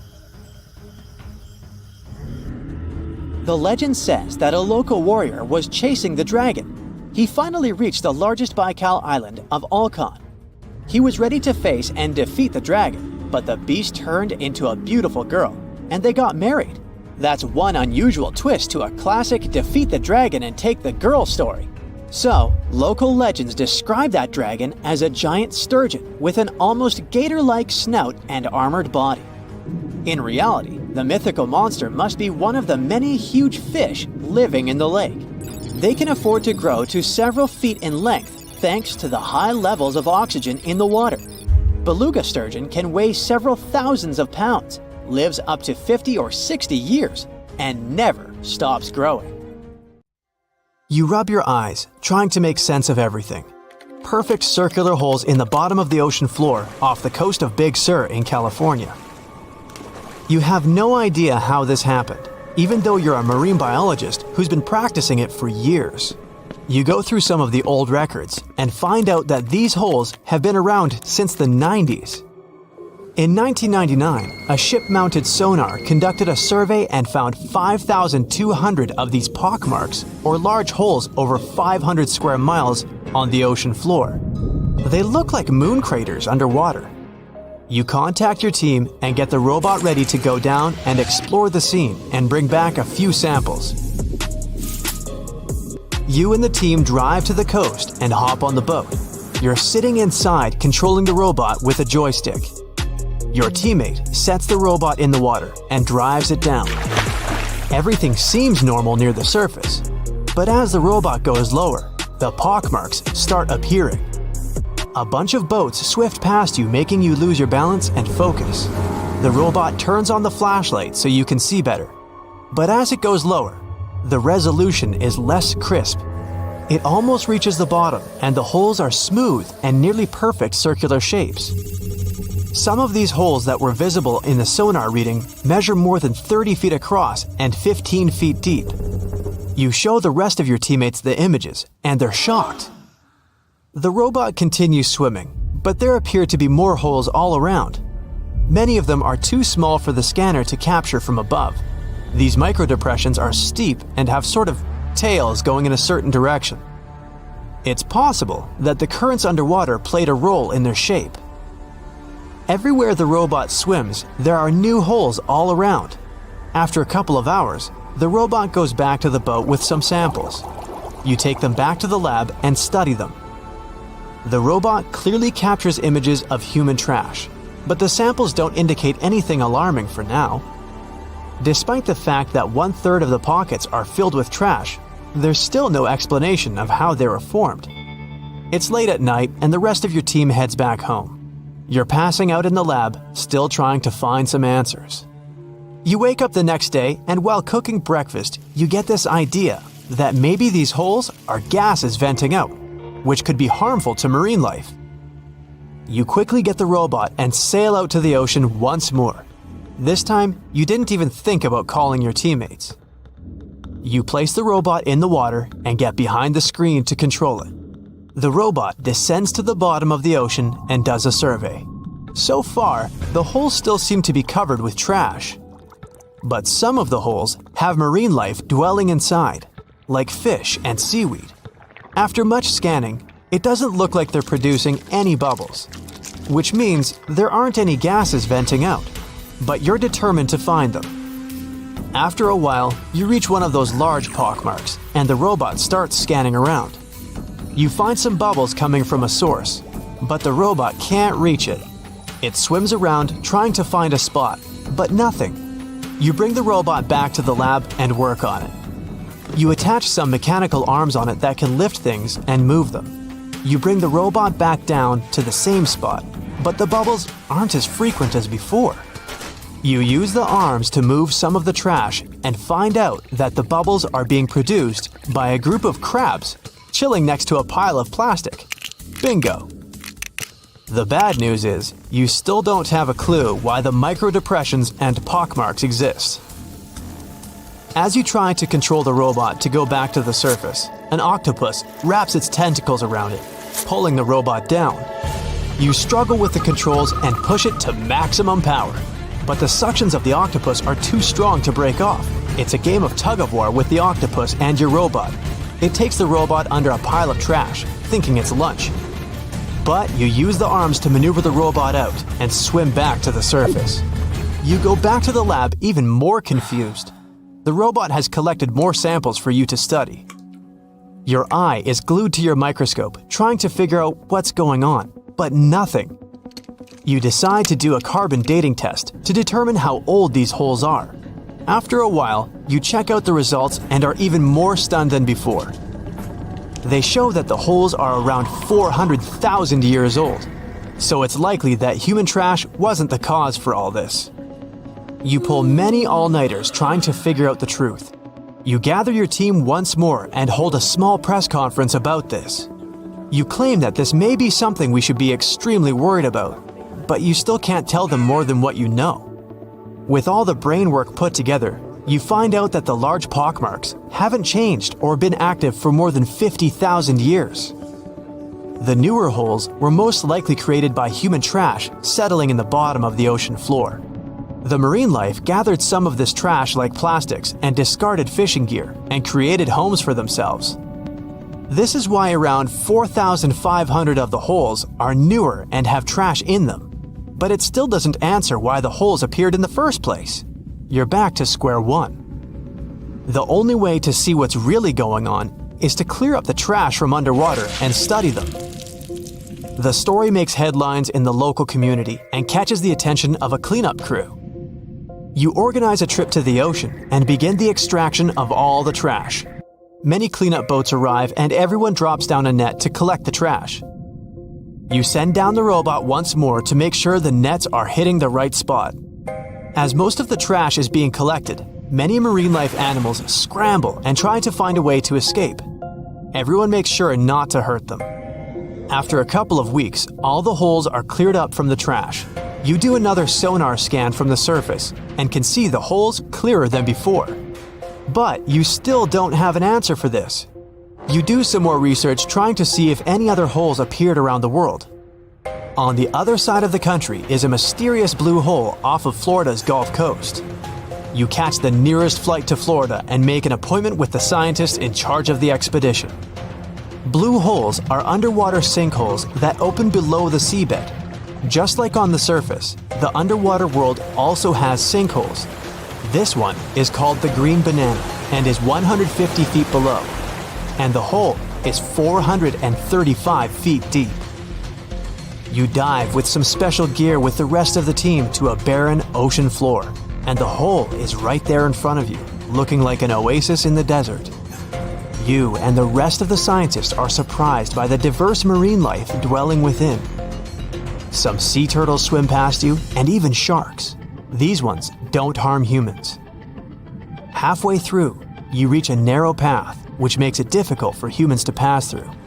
But everyone is careful. There are corals, sponges, mollusks around the corner. You collect some samples and go back to the lab. Blue holes in general are richer in nutrients than barren lands and host plenty of unique marine life. They're quite common and don't pose any sort of threat to anyone. After making the connections, you don't think the holes off the coast of California have anything to do with blue holes. The mystery goes on. Remember how strange patterns began to appear on fields with corn and wheat in the 90s and at the beginning of the 2000s in southern England? Many people believe these were messages from extrasolar civilizations. Hollywood even made movies dedicated to this phenomenon. But then, for some reason, all the patterns disappeared. It looked as if they stopped being trendy, and the inhabitants of other planets decided not to draw crop circles anymore. In fact, this is partially true. The reason for their disappearance relates to a certain art becoming unpopular. But to understand what it means, let's first find out where these circles came from. The first reports of strange patterns in the fields appeared in the 17th century. In some pamphlets and scientific publications, people wrote about crop circles. The reports were not convincing and had no evidence. In the late 60s of the 20th century, people in Australia started reporting strange geometric marks in the fields. At the same time, a comparable situation was described by the residents of Wiltshire, England, and still, no one provided any evidence. Then, news about strange crop circles appeared in Australia in the 60s of the 20th century. But this time, people managed to solve the mystery of this phenomenon. It turned out that scraps of crumpled floating reeds in the lagoon created patterns that looked like they were handmade. Such circles were common during the rainy season when small whirlwinds swept over the lagoons. A local farmer then said he saw a space object flying over the fields and making patterns. But the locals dispelled this myth and revealed the truth. Stories about extraterrestrial civilizations became popular in the 40s thanks to the famous story about a spaceship that crashed in New Mexico. Rumors said that the CIA agents took the crew to secret bases. News about it appeared all over the U.S. People really believed that scientists studied the technologies of the space guests and conducted experiments on their bodies. And many believe that even today. People saw strange flying objects circle over Nevada. The appearance of colorful lights in the night sky of New Mexico became quite a frequent occurrence. Thousands of tourists came to see something like this with their own eyes, but it was all fiction. Those secret bases were and still are real, a testing ground for reconnaissance planes. Of course, many of them looked unusual, and people believed they had seen ships from other galaxies. And that object that fell in New Mexico was an ordinary weather balloon. All these crop circle stories and legends about secret bases became a topic of conversation for two friends, Doug Bauer and Dave Chortley. In the late 70s, they liked hanging out near Winchester, England. They started thinking about how to prank people using these flying saucer stories. That evening, they decided to create geometric patterns in the fields together and wait for society to react. After a while, they arrived at some farmer's field in South England and began implementing their plan. They used ropes, a twist of wire stuck to a baseball hat, and some boards to create a beautiful pattern. When the job was done, no one attached any importance to this. Then, two friends started drawing circles in other fields. For several years, they created paintings that shocked local farmers.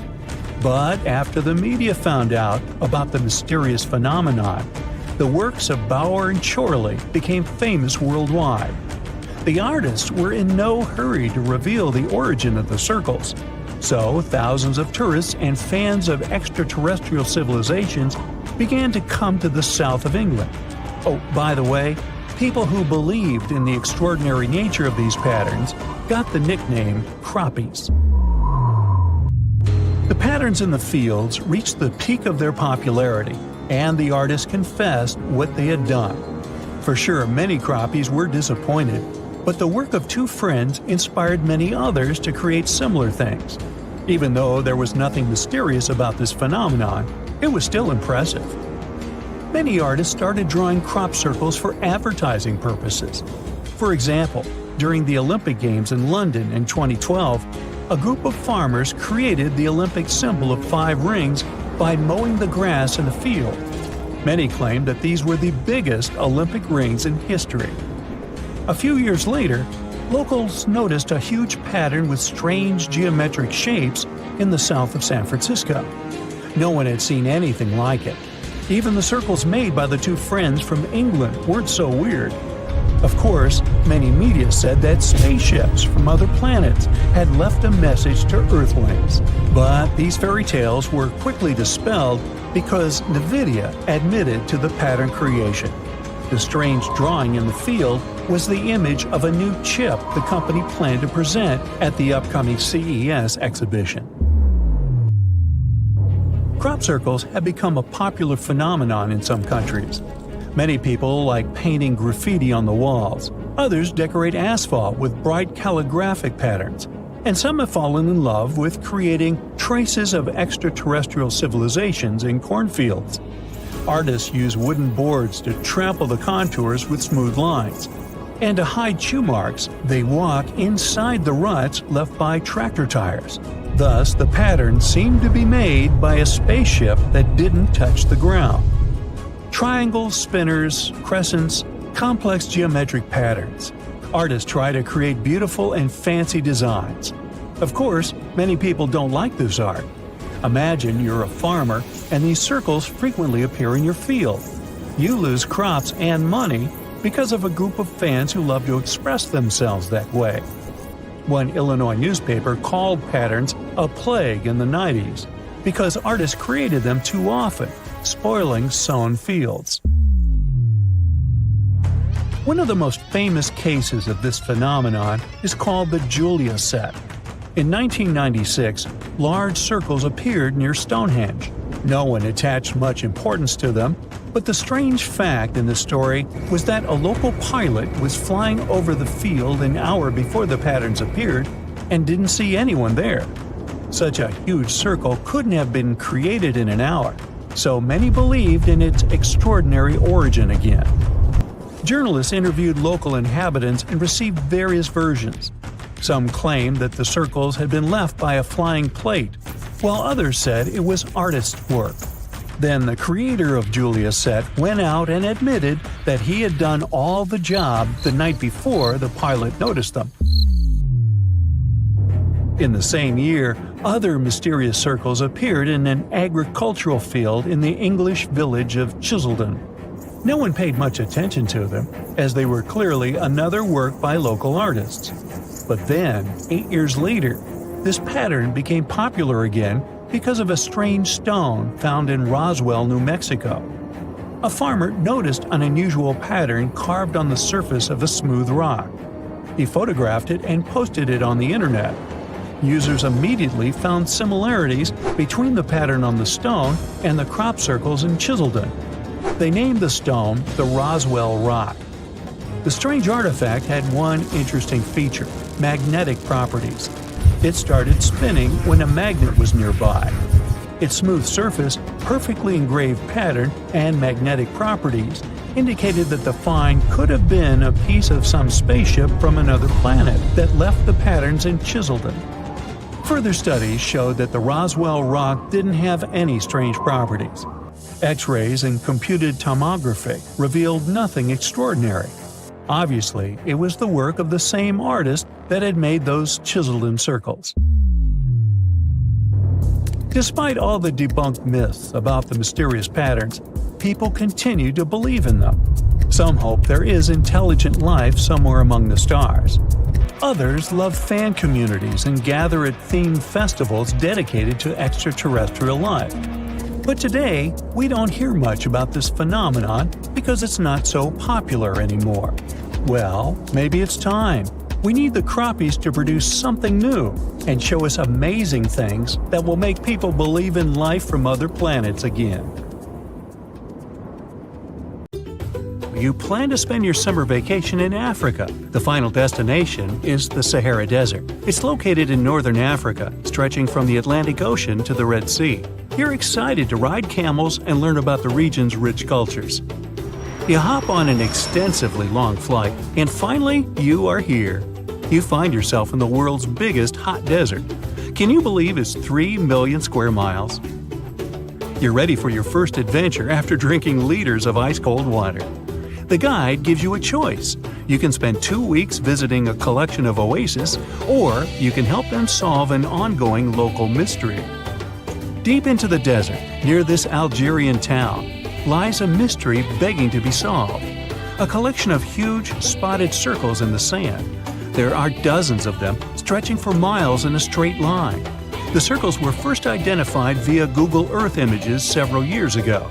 People have debated them for years, but no one seems to know the answer. The strange thing is that they are so many miles away from any towns, roads, or human activity. The quickest way to discover the truth behind the circles is asking questions. You grab your notebook and set out to talk to locals. Everyone is helpful in this scenario: geographers, anthropologists, elders, and historians. The first person you talk to is a map expert. You need to understand if those circles were authentic or a satellite glitch. You end up interviewing the people who take Google Earth satellite pictures. The circles are really there. They appear in multiple pictures from many years. Then, let's understand why they are there in the first place. After 2 days of interviews, you have your first lead. The circles could be the result of oil activity.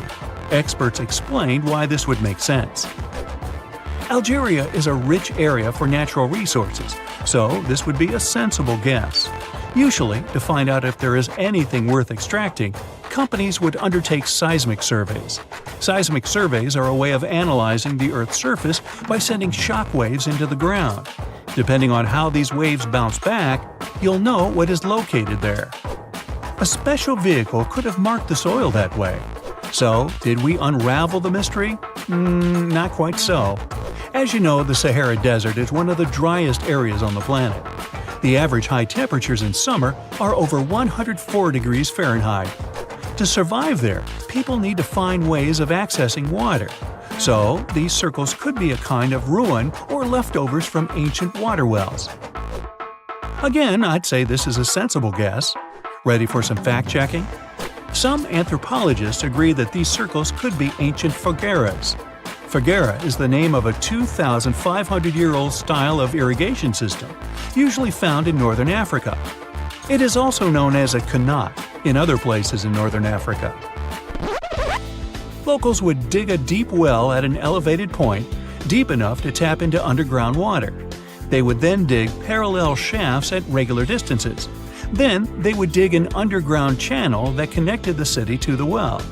Solely with the help of gravity, water would run from the well to the city.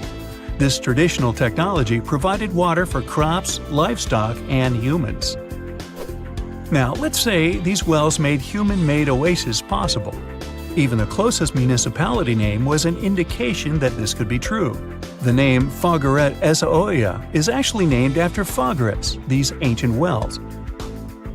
Now, this lead was proving to be very accurate. You decide to travel over there to see for yourself. You take a local bus, sit back, and enjoy the ride. The landscape in northern Algeria is filled with ancient-looking towns. You even see ruins of wells along the way, on the outskirts of smaller cities. Opening Google satellite images, you can see the qanat's markings on the ground, a series of holes running down several miles. But as soon as you arrive, you find out you were wrong. Dale Lightfoot, one of the world's leading experts on qanats, said that the circles were definitely not qanats. Even the satellite images confirm this difference. Uh-oh, we were so close. Apparently, qanats or fogueras would not run down a straight line. They wouldn't be shaped like circles. Another clue that this wasn't the case was that there were no towns at the end.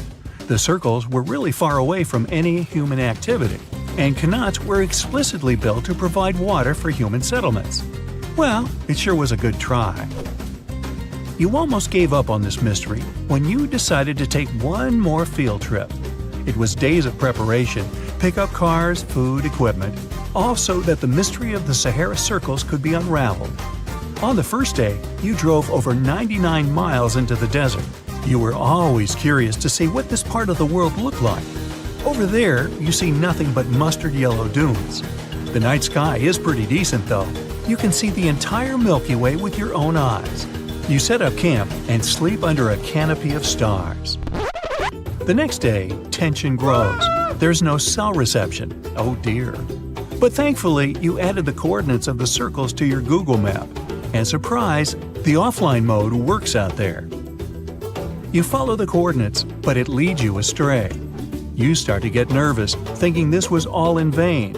But you and the team get into the car and drive a few more miles past the coordinates on your phone. After a very bumpy ride, you can't believe your eyes. There it is, an enormous crater dug on the sand, surrounded by 12 smaller holes. From up high, it looks like a clock, without the pointers, of course. On the ground, they're very faint, so faint you almost miss them. Searching the area, you notice all the holes had something similar, metal wires, thin wires that you can pull from the ground. They're buried deep, so you start digging. An object starts to reveal itself. Uh-oh, it looks like old dynamite. This certainly surprises you. Better stop digging to avoid any accidents. At the end of the survey, you feel satisfied, but still curious. What could all this dynamite mean? And who put it there? What comes next is the turning point of your adventure. Walking back to the car, you see something shining on the ground. You approach the item with curiosity. It's round and rusty and looks like a sardine can. What's that doing here? Could this give you more clues about the circle's mystery? Just in case, you pick it up and put it in the car. Back in the city, the puzzle pieces start to reveal the story behind the Sahara circles. You bring photos and the sardine can and show them to local experts. They analyze your material and give you an intriguing verdict. As it turns out, guess number 1 was the closest one to the truth. So, what happened to the first guess? Why do we need to keep digging deeper? Well, because it was only half right. The Sahara circles are not a historical footprint of seismic surveying. Back when the circles were made, this technology didn't even exist. But they sure are related to oil exploration. The dynamite-filled holes were an old method for oil searching. The circles are the leftovers of surveyors looking for resources underground. And the sardine cans? Well, they were left by the workers who held explosion works. You gotta eat, right? According to the model of the can, this happened more or less around the 1950s and 1960s. So these circles aren't even that ancient. More like modern ones, if you ask me.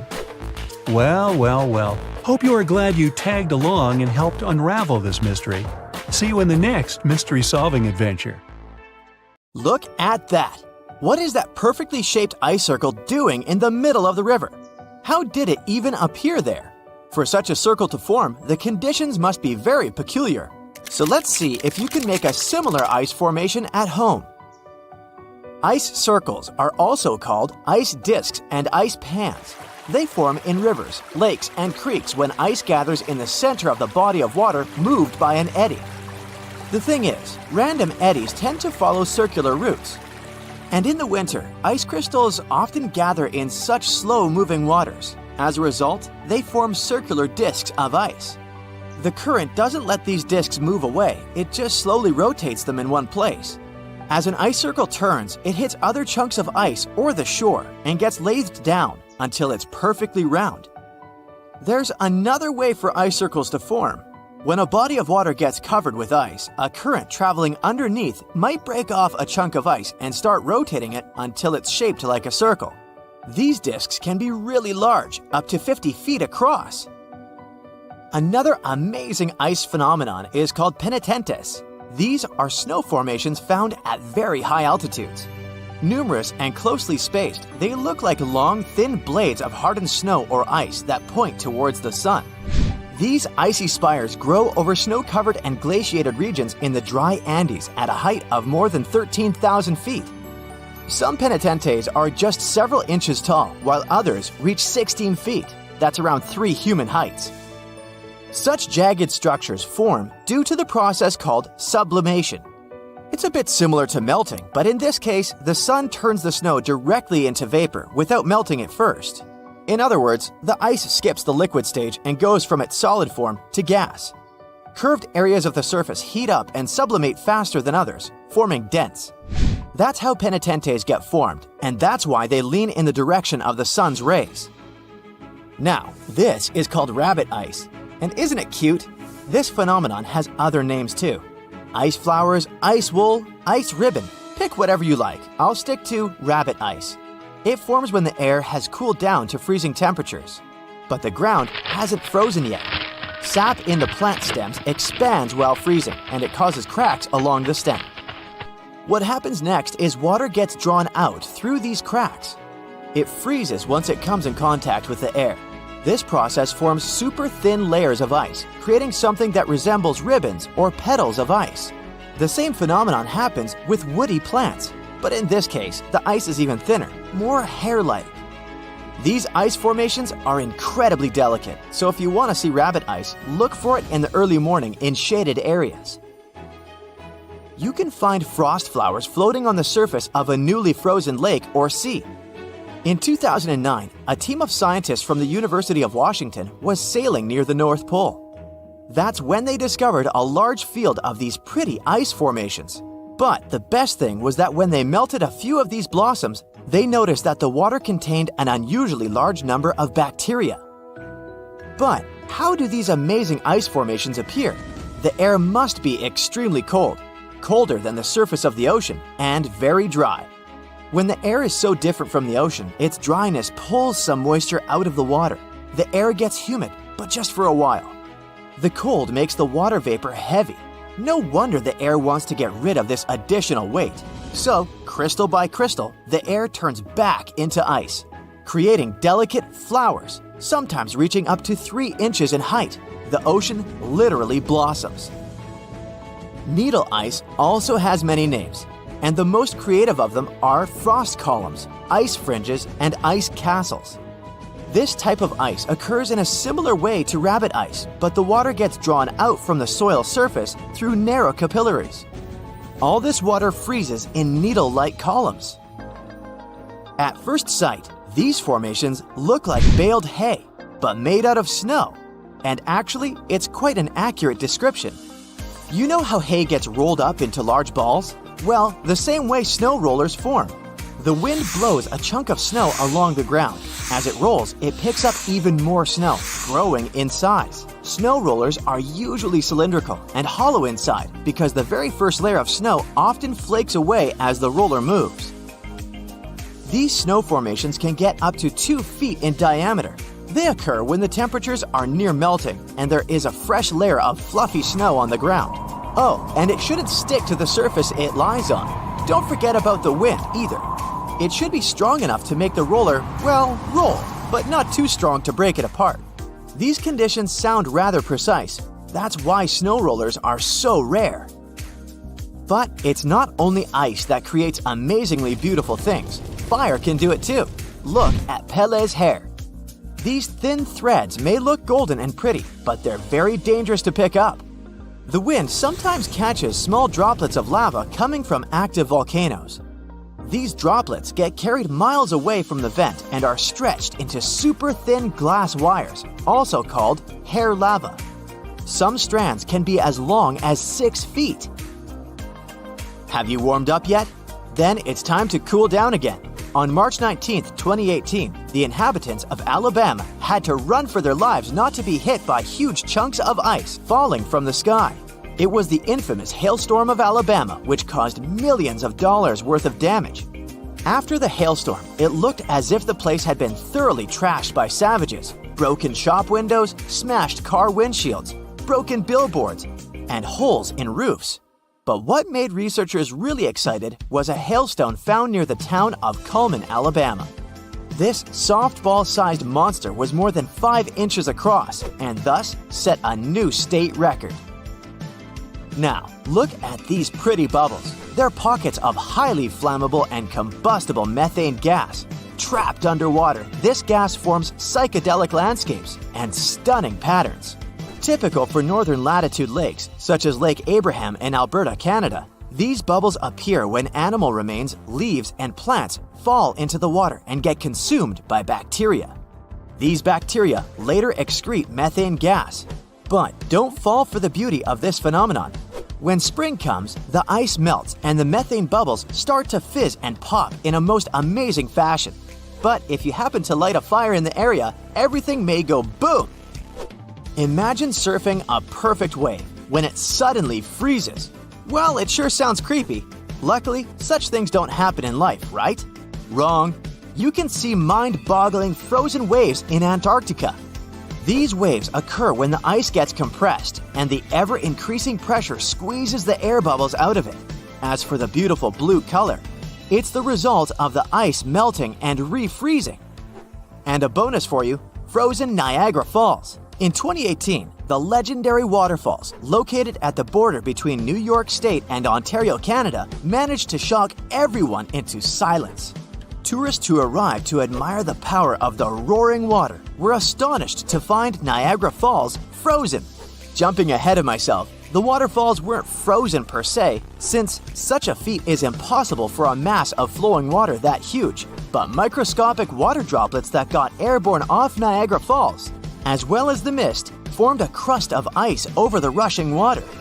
As a result, you could be looking at the waterfalls and be sure that they were frozen. In reality, the water kept flowing, but it was hidden beneath the ice. Now, the next time you travel the world on Google Maps, check out this lake in Finland that is shaped just like the country itself. This lake was modified by humans in the north of the country and is an exact model of the country on a 1 to 10,000 scale. In the 1980s, Arctic tourism and skiing above the Arctic Circle was booming. A local company decided to build a hotel and plenty of holiday cabins here. The pond, shaped like Finland, was supposed to bring more tourists to the area. They managed to finish it in just 1 week with 2 excavators, a tape measure, and a few sticks. And I must say, they did a great job. If you don't like long elevators, head to Hanover, Germany. One of the outdoor elevators there only travels for a few inches, and the whole experience takes a few seconds. It has become a real star on social media after some tourists posted footage of it, so you might have to wait in line to enjoy your short ride. In case you're wondering what's the point of this elevator, well, it's installed at the local train station. Every inch counts when you're traveling with heavy luggage or have limited mobility, so it's a good way to navigate within the station. Gummy bear fans, you might want to know that your favorite chewy treat has enough energy in it to start a fire show. If you drop 1 gummy bear into an ignition tube with a small amount of molten potassium or sodium chlorate in it, it will quickly disappear in a ball of fire with an impressive fume cloud. First, potassium chlorate melts. Then the melted potassium chlorate breaks down and releases oxygen. The sugar in the gummy bear burns quickly, turning into carbon dioxide in water, which gives off a lot of energy. After everything cools down, you can look at what's left. The black stuff is unburned carbon, the white solid is potassium chloride, and the caramel-looking stuff is partially burned sugar. So we only have 6 muscles in our outer ear, and cats have an impressive 32. That's why they can rotate their ears 180 degrees and use them to show their current mood. If you see the ears are upright and facing forward, you have one happy cat. If the ears are rotated to the sides, sort of like airplane wings, or angled backward, your kitty must be really stressed or afraid of something. Ears held low or rotated to the sides could be a sign the cat is sick, so watch out for those. A stray dog in Brazil got a job as a professional car consultant at a local Hyundai dealership. The company manager noticed a stray pup next to the dealership and started leaving food and water for his new friend. Other staff members also fell in love with the pup and finally decided to adopt him. The doggy got a home, a job, and the name Tucson, after Hyundai's popular compact SUV. Tucson's job includes wearing a tie, getting behind the wheel, and winning over the hearts of customers. You can see from the company's social media that he excels at all these tasks. In Mexico, they like to spice up mango and citrus fruits with salt and chili pepper. You can try mango with a shrimp taste in the Philippines and salted watermelon in the southern states. When you're eating a sweet fruit sprinkled with salt, you'll notice the salty flavor with the first bite, and the sweet fruity taste follows a bit later. And when you get used to it, it feels as juicy and amazing as ever. It's most likely because salt affects the sweet taste receptor for sugar, and then the real magic happens on a molecular level. You can try and put salt on any fruit you like, but the effect will be different. Salt can make sweeter fruits like cherries and strawberries even sweeter and balance the flavor of grapefruit, pineapple, and watermelon. Now back in 1956, long before the first dating apps were a thing, or apps in general, a Swedish sailor named Ake Viking decided to ask the sea for help to find a soulmate. He put a short message to someone beautiful and far away in a bottle and let it travel the world. 2 years later, he received a reply from a girl named Paulina from Sicily. She wrote that she wasn't really beautiful, but she thought it was super cool that the bottle had covered such a huge distance. That's why she decided to let the sender know she had found it. Well, they became pen pals, and after a while, you guessed it, Viking moved to Sicily to marry his one and only Paulina. That unique pattern on your fingertips stays with you for your entire life. If you happen to damage your fingerprints somehow, or develop some skin condition that can change them, they'll still grow back within a month. As you grow older, the skin on your fingertips becomes less elastic and the ridges get thicker, but the pattern still doesn't change. It just becomes harder to scan. If you work as a bricklayer, though, or have to handle certain chemicals, you might lose some details in your beautiful natural pattern. But no worries, once you stop doing those activities, you'll get your fingertips back. Unless maybe you're a meat cutter. If you still believe in the 5-second rule, there's some bad news for you. When your food hits the floor, it instantly becomes a bacteria magnet. Researchers discovered that moisture, surface type, and contact time all play a role in how badly contaminated your food will get. Food with high moisture levels, like juicy watermelon, are more likely to get in trouble fast.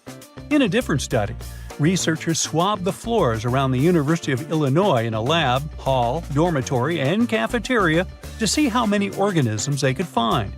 Even on dry, sterile surfaces, germs relocated onto cookies and gummy bears in less than 5 seconds. For some foods, it took less than 1 second for the transfer to begin. The first Barbie doll was made in 1959, but her great-great-great-grandmother comes from ancient Rome. Archaeologists found some incredible sarcophagi during construction work in Rome in the 19th century. One of those had a 9-inch-long doll next to its owner. The head and body were made from a single piece of ivory. Its arms and legs were separate and connected with a clever nail mechanism, allowing them to move. Its face was so detailed that it looked like a tiny portrait. The doll even wore a tiny gold ring with a key on its finger and had a small ivory box full of jewels, tiny mirrors, bone combs, and the remnants of accessories. But Ken was nowhere to be found. In case you're looking for a new job and you love to cuddle, there might be an opening for you. As weird as it sounds, a professional snuggler is a real job. There are several companies that provide cuddling services and look for staff members who are ready to give hugs and snuggles and listen and support people who really need it. Now, anyone can give hugs to others, but you need to be trained in professional cuddling to make money out of it. You will need to learn to set boundaries with your future clients without hurting their feelings and to mentally care for others without giving away too much of your own personality. Famous scientist Nikola Tesla knew that the whole world would go wireless back in 1900. He mentioned that devices no larger than a watch would be able to transfer signals precisely. Back then, it was a revolutionary idea the scientist got while conducting experiments at one of his labs. Tesla was so confident about the success of his idea that he even convinced famous banker J.P. Morgan to invest money in his project. The World Wireless System involved a tower shaped like a mushroom on the shores of Long Island. It was supposed to transmit messages, phone calls, and images to ships across the Atlantic Ocean. Sadly, because of financial issues, the tower was never finished. Oh well, it all turned out now, didn't it? You're strapped in a boat cruising down the Amazon River with the sun scorching hot. As you check out your map, your boat starts rocking back and forth. The water is starting to get more intense, so you hang on for dear life. You tuck your map in your pocket and try to take control of your boat. You strike some jagged rocks and duck low to avoid tree branches. Your boat strikes a large rock out of nowhere and capsizes.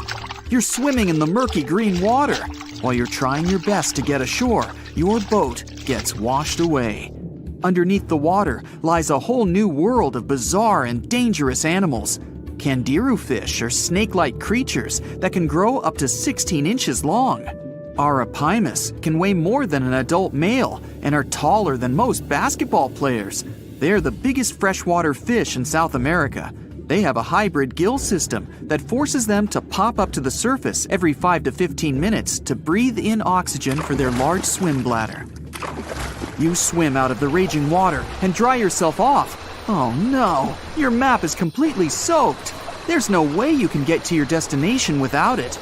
You venture into the thick rainforest, shoving the branches and leaves away.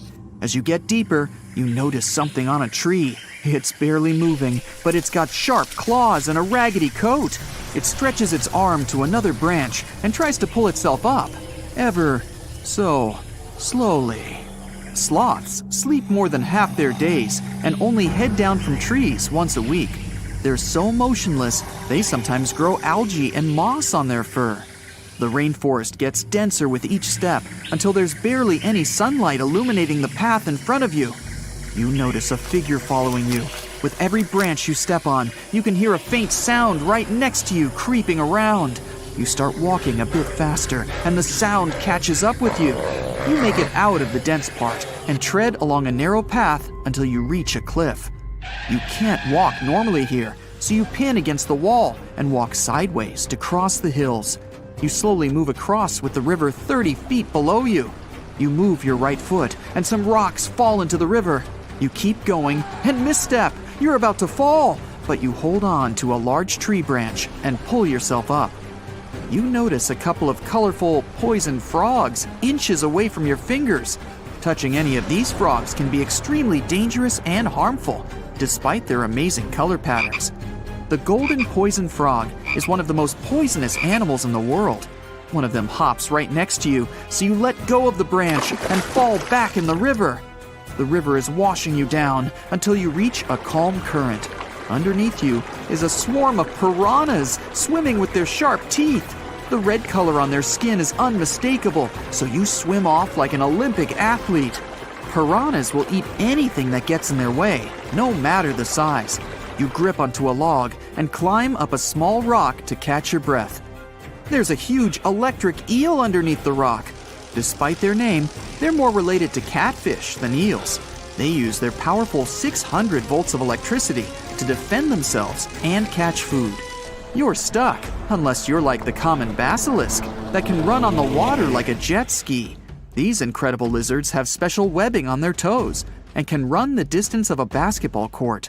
You hop on a bunch of rocks until you reach the land. You continue walking along the riverbank until you come across a moving rock. You rub your eyes and see it moving again. It's a dinosaur-looking turtle that resembles a crocodile with armor. The mata mata is a freshwater turtle that disguises itself with its surroundings to catch prey. Their heads stretch longer than their bodies. You shimmy your way past it and continue. You head back into the rainforest and find a spot to rest. Wait, there are giant ants everywhere. They're the biggest ants in the world and can produce one of the most painful stings out there, even comparable to a wasp's sting. You immediately get up and find another place to rest. As you continue walking along, you notice the same feeling of something following you. You can hear some leaves rustling, but it's getting dark and there's no way of telling. You find a nice little spot to build a campfire and catch some Z's, but in the Amazon, everything is a threat. Except for those cute capybaras wandering around. They live in groups next to water sources. They're also the biggest rodents in the world. You don't need to worry about them if you're stuck in the middle of the Amazon rainforest. Suddenly, you feel something slithering up next to you. You look down and see a massive green anaconda just about to constrict you. They are the heaviest snakes in the world and can grow up to 20 feet long and have a huge appetite. You get up and sprint your way out of there. All right, you found a decent cave to crash in. It's daytime again, and you're still alive. You continue walking along the rainforest. You were able to find some breakfast to boost your energy for the rest of the day. You spot something on a tree that looks like a branch, but it's actually a potu. a master of disguise that can spend days motionless on broken tree branches. These bizarre birds use those branches as their permanent home, where they lay their eggs and chill all day. You continue your way through the rainforest and see a Brazilian wandering spider crawling on a tree branch right in front of you. 8 of these species can be found in the Amazon area. They are some of the most aggressive and venomous spiders out there. So, you make a big detour and walk away from it. You feel someone walking next to you again, but you still can't figure out what it is. You see a steep cliff with a waterfall hitting a large lake ahead of you. Looks peaceful, until you see a team of black caimans gathering around the shore. They're the biggest predators in the whole Amazon ecosystem and feed on anything that moves. It's a good thing you're on high ground, otherwise, whoa! You slip and fall down the river, right on the deep end. So far, no caimans spotted you. You swim underwater and try to get to the opposite end of where the reptiles are.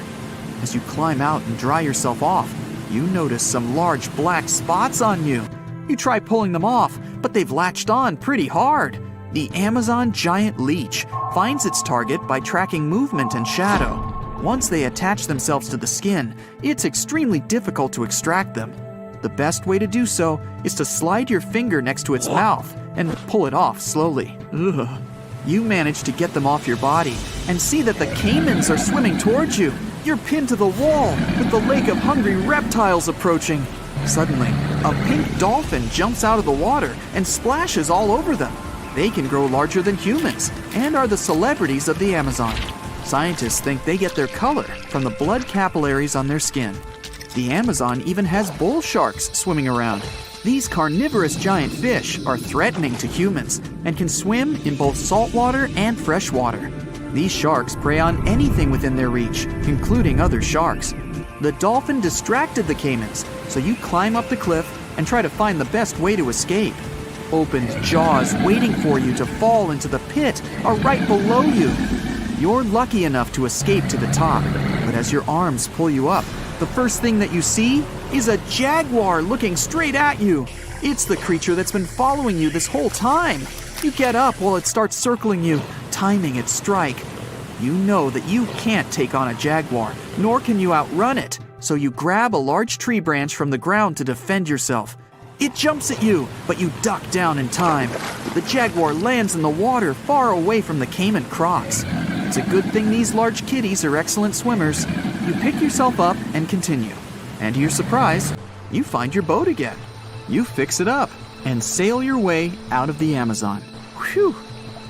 So, imagine you're 15 and you get bored of playing video games. Instead, to pass the time, you decide to give some attention to an old hobby of yours, tracking down lost Mayan cities. You've heard that some ancient civilizations are said to have built entire cities based on constellations, so you decide to check out whether that was true for the Mayans. You find a book containing all the constellations the Mayan civilization believed to exist. You open good old Google Maps and map every ancient Mayan city discovered to date. You start seeing that this information actually matches. And truly, the biggest ancient Mayan cities correspond to the brightest and biggest stars of the Mayan constellations. Okay, this is getting interesting. You manage to map out over 100 ancient cities when you suddenly notice something strange. There's an area in the Yucatan Peninsula in Mexico where archaeologists have unearthed 2 Mayan cities. But on the constellation map, there are 3 stars. Could this mean there is a long-lost city waiting to be discovered nearby? You might think this sounds too daydreaming, but the story is actually true. The previous account happened to a Canadian teenager named William Gaddery. The boy is known as a science genius and had even won an award for the constellation theory we presented just now. When he noticed that a 3rd city was missing from the 23rd constellation he was examining, he began to scour the internet for satellite pictures that could help him solve this mystery. He looked into images from NASA, JAXA, a Japan-based satellite company, and Google Earth. These images were still insufficient to answer his questions, so he reached out to a friend inside the Canadian Space Agency. His friend provided him with state-of-the-art satellite imagery that gave him the answer he was looking for. According to the images, there is a large square area right on the border of Mexico and Belize, which looks like the remains of a city. William took the images to a remote sensing expert known as Dr. Armand Larocque from the University of New Brunswick. They studied the images thoroughly and concluded that the area could be housing 30 buildings and even a large pyramid. The scientific and archaeological community went crazy with the 15-year-old's discovery. Could this really be true? Some background. Lost Mayan cities began to be unearthed in the mid-20th century. Since then, ruins from cities such as Tikal, Palenque, and Uxmal have been rediscovered. The Mayans were one of the biggest pre-Columbian civilizations living in the Americas. They began to settle in the area as early as 1500 BCE. Experts believe that, at its height, the Mayan civilization consisted of over 40 cities with a population of millions of people. That's a crowd. And their cities were pretty interesting. Their civilization spanned over Mexico's Yucatan Peninsula, Guatemala, and Belize. They survived mainly on agriculture, so they developed a complex irrigation system in most of their cities. They built a series of ceremonial buildings, pyramids, plazas, and even courts for ball games. The Mayans were keen pyramid builders, but they also developed an advanced astronomical system. With whatever ancient technology they had, they were able to predict the exact location of planets, such as Venus and Mars, and they were able to predict the exact dates of eclipses. That's why the methodology William used to discover this long-lost Mayan city was unusual, but not completely surreal.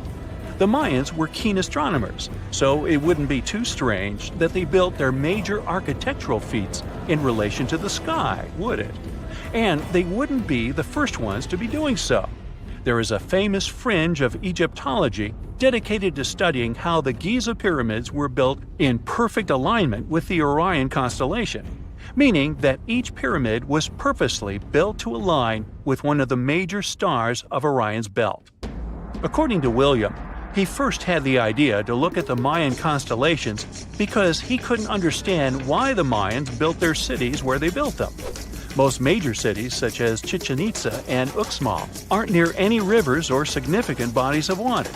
Instead, they're built on marginal lands and on top of mountains, which confused the 15-year-old. His next thought was that it might have something to do with astronomy. William named the new city he discovered Mouth of Fire, which is also my nickname, and he even won a merit award for his hard work. However, his theory was very much contested inside the archaeological community, and many Mayan experts worked to debunk William's findings. Some archaeologists say that constellation theories are too unscientific. Anthony Aveni, a renowned anthropologist and astronomer, referred to William's methodology as an act of creative imagination. He explained that there is no way to be sure what the Mayan constellations really were. It's all just hypothetical. Another debunking of William's findings came from Mayanist David Stewart, who said that the object identified on the satellite imagery is nothing but an old cornfield. His claim was supported by an expedition that took place near the area in 2021, when the archaeologists present reported there was nothing at all in this area. Still, a 15-year-old boy almost found a long-lost Mayan city, which is pretty exciting if you ask me. Similar techniques as those used by William are actually being used to unearth lost civilizations all over the world. According to space archaeologist Sarah Parquet, satellite imagery has been a key player in discovering ancient cities in Egypt and other places. Sarah herself spends most of her days scouring images for any sign of where there could have been cities long ago. What happens, she says, is that any time you have something buried, it's going to be covered either by vegetation, soil or sand, or some other modern construction on top of it. In order to assess whether there is something hidden under large canopies of vegetation or not, she uses infrared technology, for instance. A major recent discovery in Brazil was done in a similar way. Satellite imagery detected a network of trenches dating back to 200 to 1200 CE. These suggest settlements that could have supported around 60,000 people. But in this case, the satellite imagery did indeed correspond to what was on the ground. Researchers from the University of Florida found several mounds that were accompanied by ditches and geoglyphs. Archaeologists also found remnants of carefully designed walls, centered around plazas, much like the type of construction done by the ancient Mayans. Advances in satellite tech have also shed new light on long-discovered ancient Mayan cities, such as Tikal. Located in the heart of the Guatemalan jungle, Tikal is believed to have been the capital of the ancient Mayan Empire. At its height, it was comparable in importance to cities such as London or New York in today's world. It was composed of a series of complex monuments, many of them believed to have been the resting places of kings and chiefs. Tikal is already known to have been big, but recent discoveries show it could have been even 3 times larger than what scientists originally believed. The main discovery revolves around a fortification on the outskirts of the city, indicating how far the original city stretched. And new discoveries still take place. In 2017, researchers also unearthed new clues regarding the potential causes of the decline of the Mayan civilization. Using data from a Sidon seawall located 62 miles southwest of Tikal, scientists analyzed radiocarbon data from ceramics and archaeological excavations to extract new information about the sudden demise of this great civilization. The information shows that, instead of a sudden collapse, the Mayans most likely collapsed in waves of social instability and political crises. These events are believed to have deteriorated Mayan city centers and began causing the dispersion of the Mayan population. Well, it seems like it's a prime time to uncover ancient ruins. What do you say? Will you give it a try as well? Researchers have found almost 1,000 previously hidden Maya settlements in the tropical lowlands of what is now northern Guatemala. They did it with LiDAR, light detection and ranging lasers, which they used to scan areas from the air. The region we're talking about is pretty vast. All those structures and buildings they saw over there stretch across about 650 square miles. And these spots were supposedly occupied thousands of years ago. It seems all these structures were pretty densely packed, so people lived close to each other.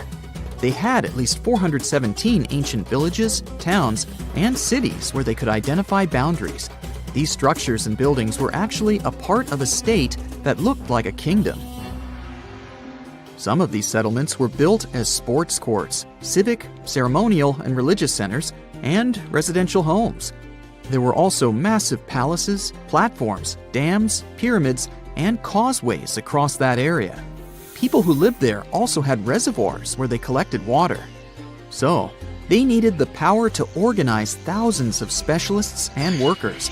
And they also needed many skilled people to build such structures without the technologies we have today.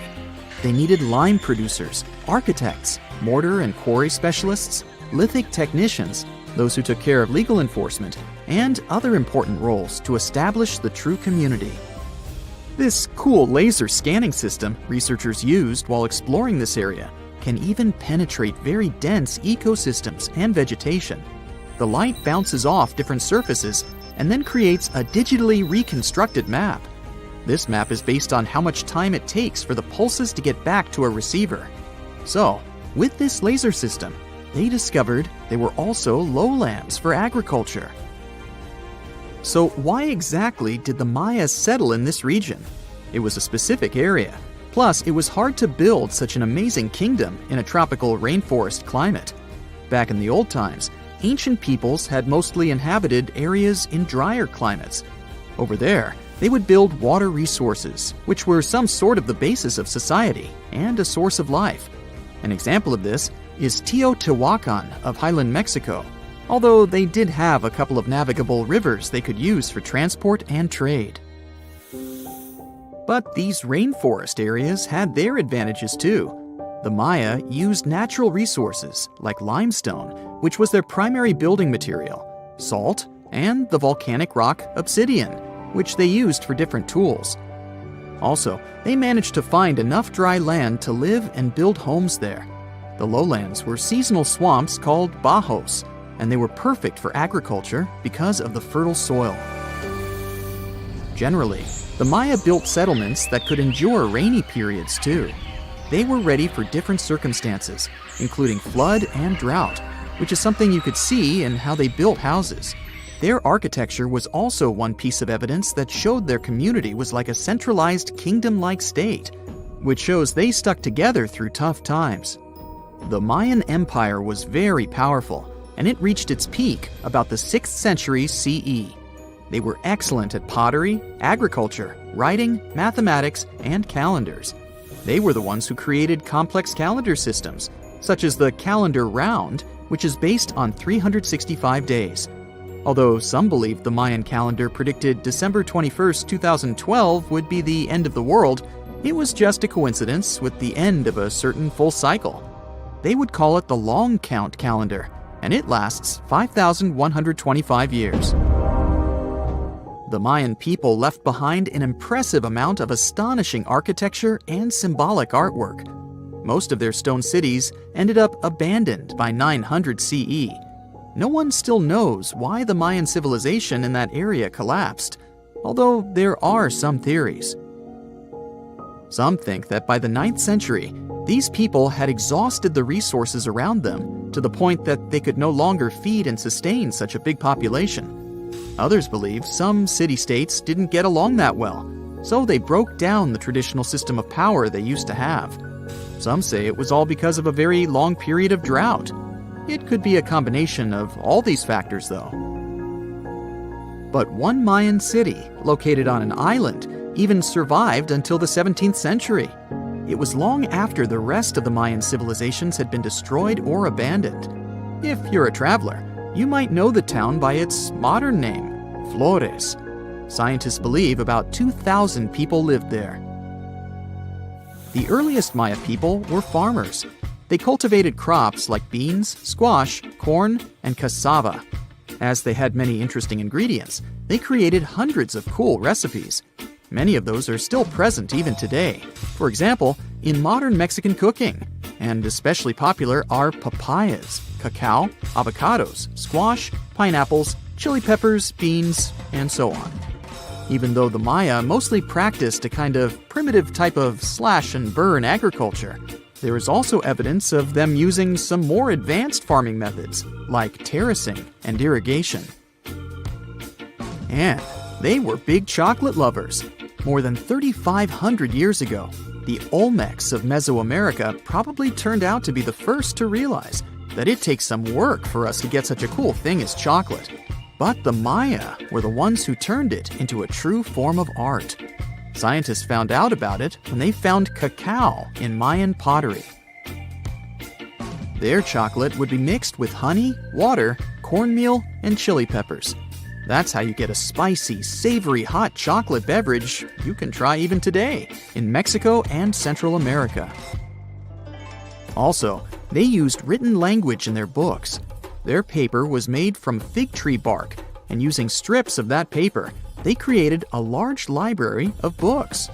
Books made of this material are called codices, and 4 of these can still be found today. Sadly, many books were lost over time because of the humid climate or some human factors. The classic Maya built a bunch of palaces and temples that had a stepped pyramid shape. They decorated them with inscriptions and reliefs, which have earned them the reputation of being incredible artists of Mesoamerica. For the Mayans, flat foreheads were the most desirable thing on someone's face. They were generally really into aesthetics, and having a flat forehead was one of the main things where you could meet their highest aesthetic standard. They also liked to glam up their looks with makeup and clothing. Also, the Mayans were master tattoo artists. Actually, they were one of the first civilizations that started doing such forms of body art. They had a rich culture and believed in many things, such as fairies. Many civilizations across the globe believed in these mythical creatures, which had different names everywhere. The Mayans called those creatures aluxes.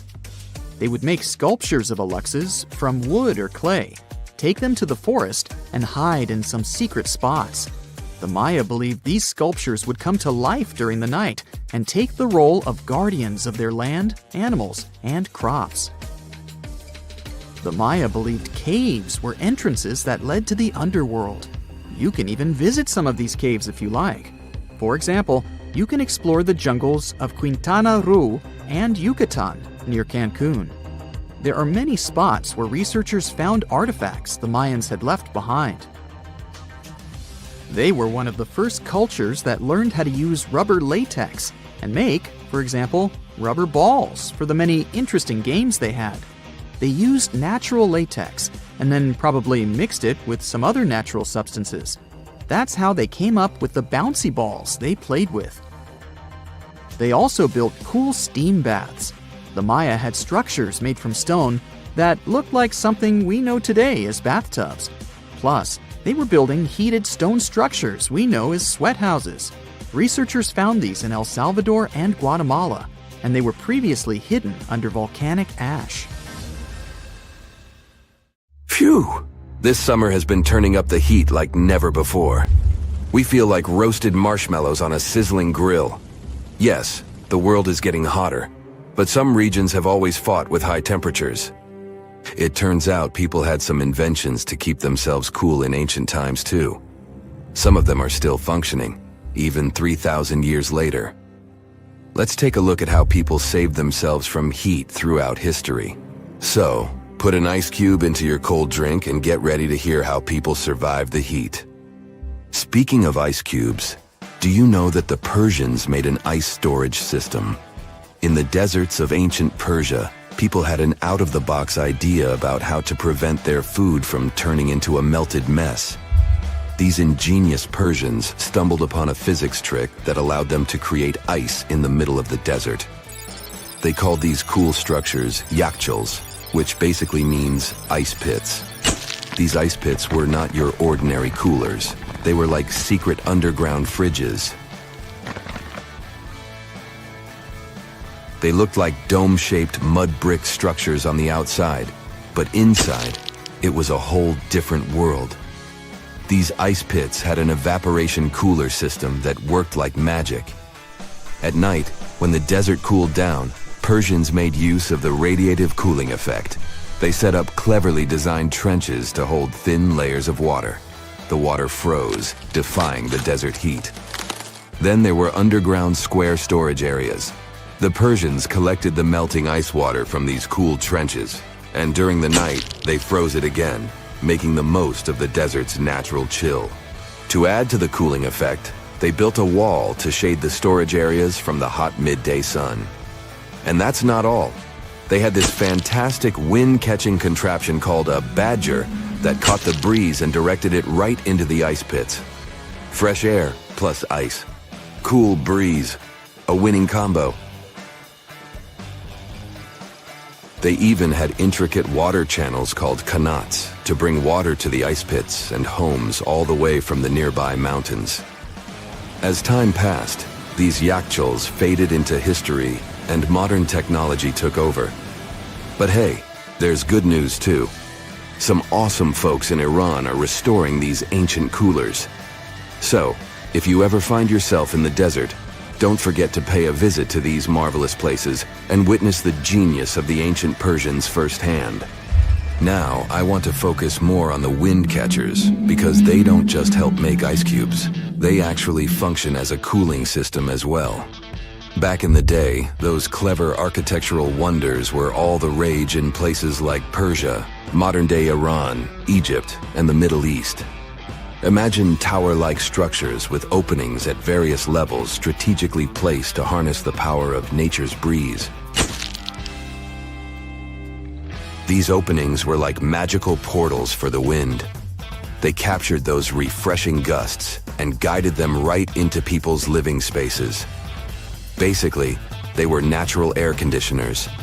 The breeze would gracefully flow downward, cooling the ground as it danced through the building. The secret sauce lies in the details. The tower's height, the number of sides, the openings, and the positioning of the interior blades.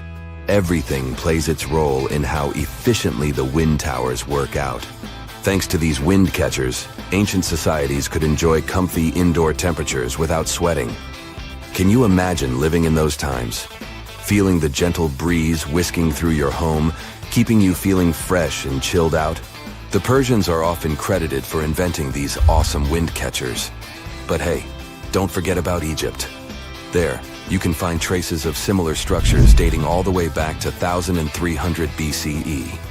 Yes, the invention of wind catchers may have occurred in ancient Egypt, but Yazid in Iran is the city with the largest number of wind catchers. People wouldn't have been able to live there without these ancient ACs, because there was almost no rain in the area throughout the year. Now, let's look at these perforated, double-skinned exteriors. Imagine dressing up a building with a fancy perforated screen. It's like giving its exterior a stylish makeover while keeping things chill inside. This genius technique, firstly, scatters the natural daylight, so no harsh sunbeams to blind you. The screen also offers shade like a pro, giving the building's interior a much-needed break from the blazing sun. Think of it as a natural sun hat for your home. Placing this screen about 4 feet away from the outer walls creates a breezy, dreamy hallway for fresh air circulation. And hey, they add a touch of elegance to the building too. These structures are sometimes called jali. Jaipur, India, for example, has an average daytime temperature of about 100 degrees Fahrenheit. So these structures are lifesavers. Jalis come in various forms, crafted from cement, earth, and wood. It's a cultural symbol deeply embedded in Indian architecture.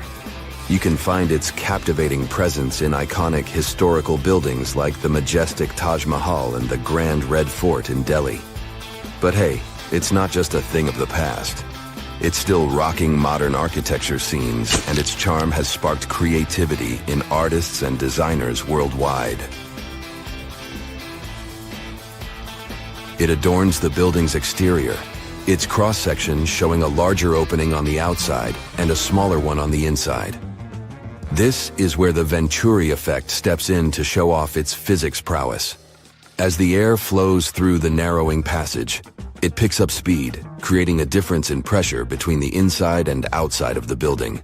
Air blowing at a higher speed gets compressed, and when released, it cools down. Mashrabia is a wooden lattice or screen used in the Middle East and North Africa. These decorative wonders are like window blinds, but they do more than just look pretty. They're smart too. They give privacy, shading you from the sun, and let fresh air and light in. Some people also add clay pots filled with water, sand, or damp straw to their designs. As hot air breezes through the holes, it also passes through the pot's porous surface. The moisture inside evaporates, cooling the air. This is a perfect low-cost technique for hot and dry climates. It's eco-friendly, and there's no need for electricity. Now, let's fast forward to today. Designers are getting creative, mixing traditional wisdom with modern tech. At the Al Bahar Towers in Abu Dhabi, they've got it too. Picture over 2,000 hexagonal panels that dance with the sun's movement, providing shade to the building's interior. Water evaporation was another secret weapon for ancient people. Simple, yet super effective. Plus, ancient Egyptians hung wet mats and curtains in doorways. When the air passed through them, it cooled down, providing a relief from the scorching sun. Ancient architects were the masters of maximizing airflow. They knew how to cross-ventilate and let hot air escape while inviting cooler air to the party. Speaking of ancient Rome, bathhouses were the place to be back then. It was like a community hub. People gathered to chat about politics, play sports, and, of course, take a relaxing dip. The frigidarium was the cool spot in Roman baths. After a steamy soak in the caldarium, Romans dashed to this giant pool to chill out. Then in some places, like Cappadocia in Turkey, people went underground to hide from the heat. They carved cozy dwellings in volcanic rock, harnessing the Earth's natural cooling powers. So the lesson here is simple. Architects and designers can create wonders by combining local traditions with smart tech. California's Death Valley boasts the highest officially registered temperature to date, with 134 degrees Fahrenheit in 1913. Meanwhile, Africa's sweltering record stands at 131 degrees Fahrenheit in Kebili, Tunisia, as noted in 1931. In Europe, the highest temperature ever documented reached almost 120 degrees Fahrenheit in Sicily in August 2021. Then, in 2022, the UK had the hottest summer of all time. So the Sahara Desert is so big that it covers 8% of the world's territory. It's bigger than the USA or China. Surprisingly, the Sahara is not the largest desert in the world. It is the third largest, behind Antarctica and the Arctic. But it is definitely the hottest one. Temperatures there reach 136 degrees Fahrenheit. This place has some of the most incredible sand dunes you've ever seen, towering up to 1,476 feet. But here's the kicker. There's a real risk that these dunes might continue to spread until they cover the entire world. Surprisingly, the influence of the Sahara Desert extends far beyond its borders. Its dust, carried by powerful winds, makes its way to the UK and across the European continent, particularly in winter. This dust settling on the ground where it rains is a familiar sight to those in the UK, often leaving a red residue on cars. This connection between the Sahara, England, and Europe serves as a stark reminder of the global reach of environmental phenomena. You might think this is not a big deal, but it could turn Europe into a desert, leaving its soil infertile and Europeans with no food.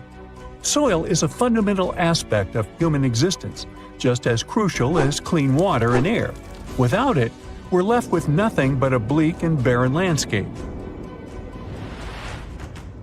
The Sahara Desert has already made its jump across the Mediterranean Sea, which is concerning and could change the landscape forever. 1/5 of Spain has already turned into a desert. The next victim is Italy, which also faces the problem of desertification. In fact, almost all European countries have the same issue. According to an expert, the land that has not changed for nearly 2,000 years will become mostly rock, and people living on this land will be gone. 60% of the soil in Moldova is gone, and the problem has expanded beyond the Black Sea. It has reached China and Mongolia, thousands of miles away from the Sahara Desert. All of this causes losses of $4 billion a year. The threat is so significant that even the UN has gathered the necessary resources to solve the problem as soon as possible. Italy is sending help to Africa to stop the Sahara Desert from expanding. If this process does not stop in the next 10 years, millions will be forced to leave their homes. The Sahara Desert is growing for approximately 30 miles per decade. You do the math and see how long it will take to cover Europe. Since 1920, the Sahara has expanded by around 10%. But not all hope is lost because more than 172 countries have joined to put a stop to the desertification of the world. The World Food Program is a project that aims to help bring back green land that was once present in the Sahara. When they told people who called the Sahara home what they were about to do, the latter basically laughed in their faces and said it was impossible. But when you have a specific goal in mind, the impossible becomes possible. If we traveled back around 5,000 years into the past, we would see a beautiful forest with lush green trees and grass. Africa's climate has been changing for 21,000 years, from fantastic greenery to uninhabitable deserts. This has to do with Earth's rotation and the monsoons that bring water to this dry continent. But with the help of scientists and some clever tricks, we can bring the greenery back and stop the Sahara in its tracks. The Senegal River serves as a border between the Sahara Desert, Senegal City, and Mauritania. When you look at this area from space, you'll see how the desert is expanding to Senegal because the vegetation along the riverbank is almost non-existent. Forests can serve as a barrier, stopping the sand from getting blown away and the desert from expanding.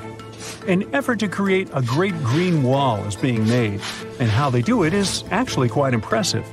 Nothing has been growing in the currently restored area for more than 40 years, making locals find other places to call home. People were thrilled when they saw that the land could be restored. They're very committed and learn to work with the soil and grow food. At the same moment, more than 30,000 hectares have been restored and transformed into lush greenery. The Sahel region is the starting point of desertification, and it is crucial to establish a green wall in that area first. To make this wall is not rocket science, since it only takes a few simple steps. The ground there is baked by the sun and as hard as a block of concrete. If you've ever poured water on concrete, you know that it just flows away. It doesn't stay in one place. So they had to create water-retaining half-moons that would hold the water and make it available to plants.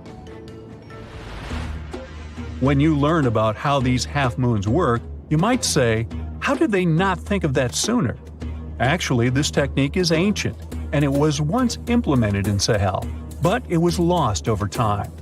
When the rain falls, the water is collected into the half-moons that are positioned a bit lower than the ground below contour lines. There is also a kind of bank at the end of the shape that prevents water from overflowing. And in the middle, there are plants that are happy because they have plenty of water to thrive. Also, it's essential to grow native plants that are kind of used to harsh conditions, like sorghum and millet. These plants have been surviving there for thousands of years and produce a good amount of biomass, which means the land can be rehabilitated faster and people will have food sooner. The water that will enter the half-moons won't be lost. It will penetrate the ground and top off underground waters. This will ensure the ground that H2O will never run out and that future generations will have usable aqua. This brilliant planting technique is not limited to half-moons. People also create lines and plant various vegetables, such as tomatoes. Next, there are places only for trees, like lemons or oranges. After a long hot day, nothing is better than a freshly made cold lemonade. The trees will also protect the soil, and with some luck, there will be a new forest in the Sahara Desert. The goal is to copy the forest dynamic.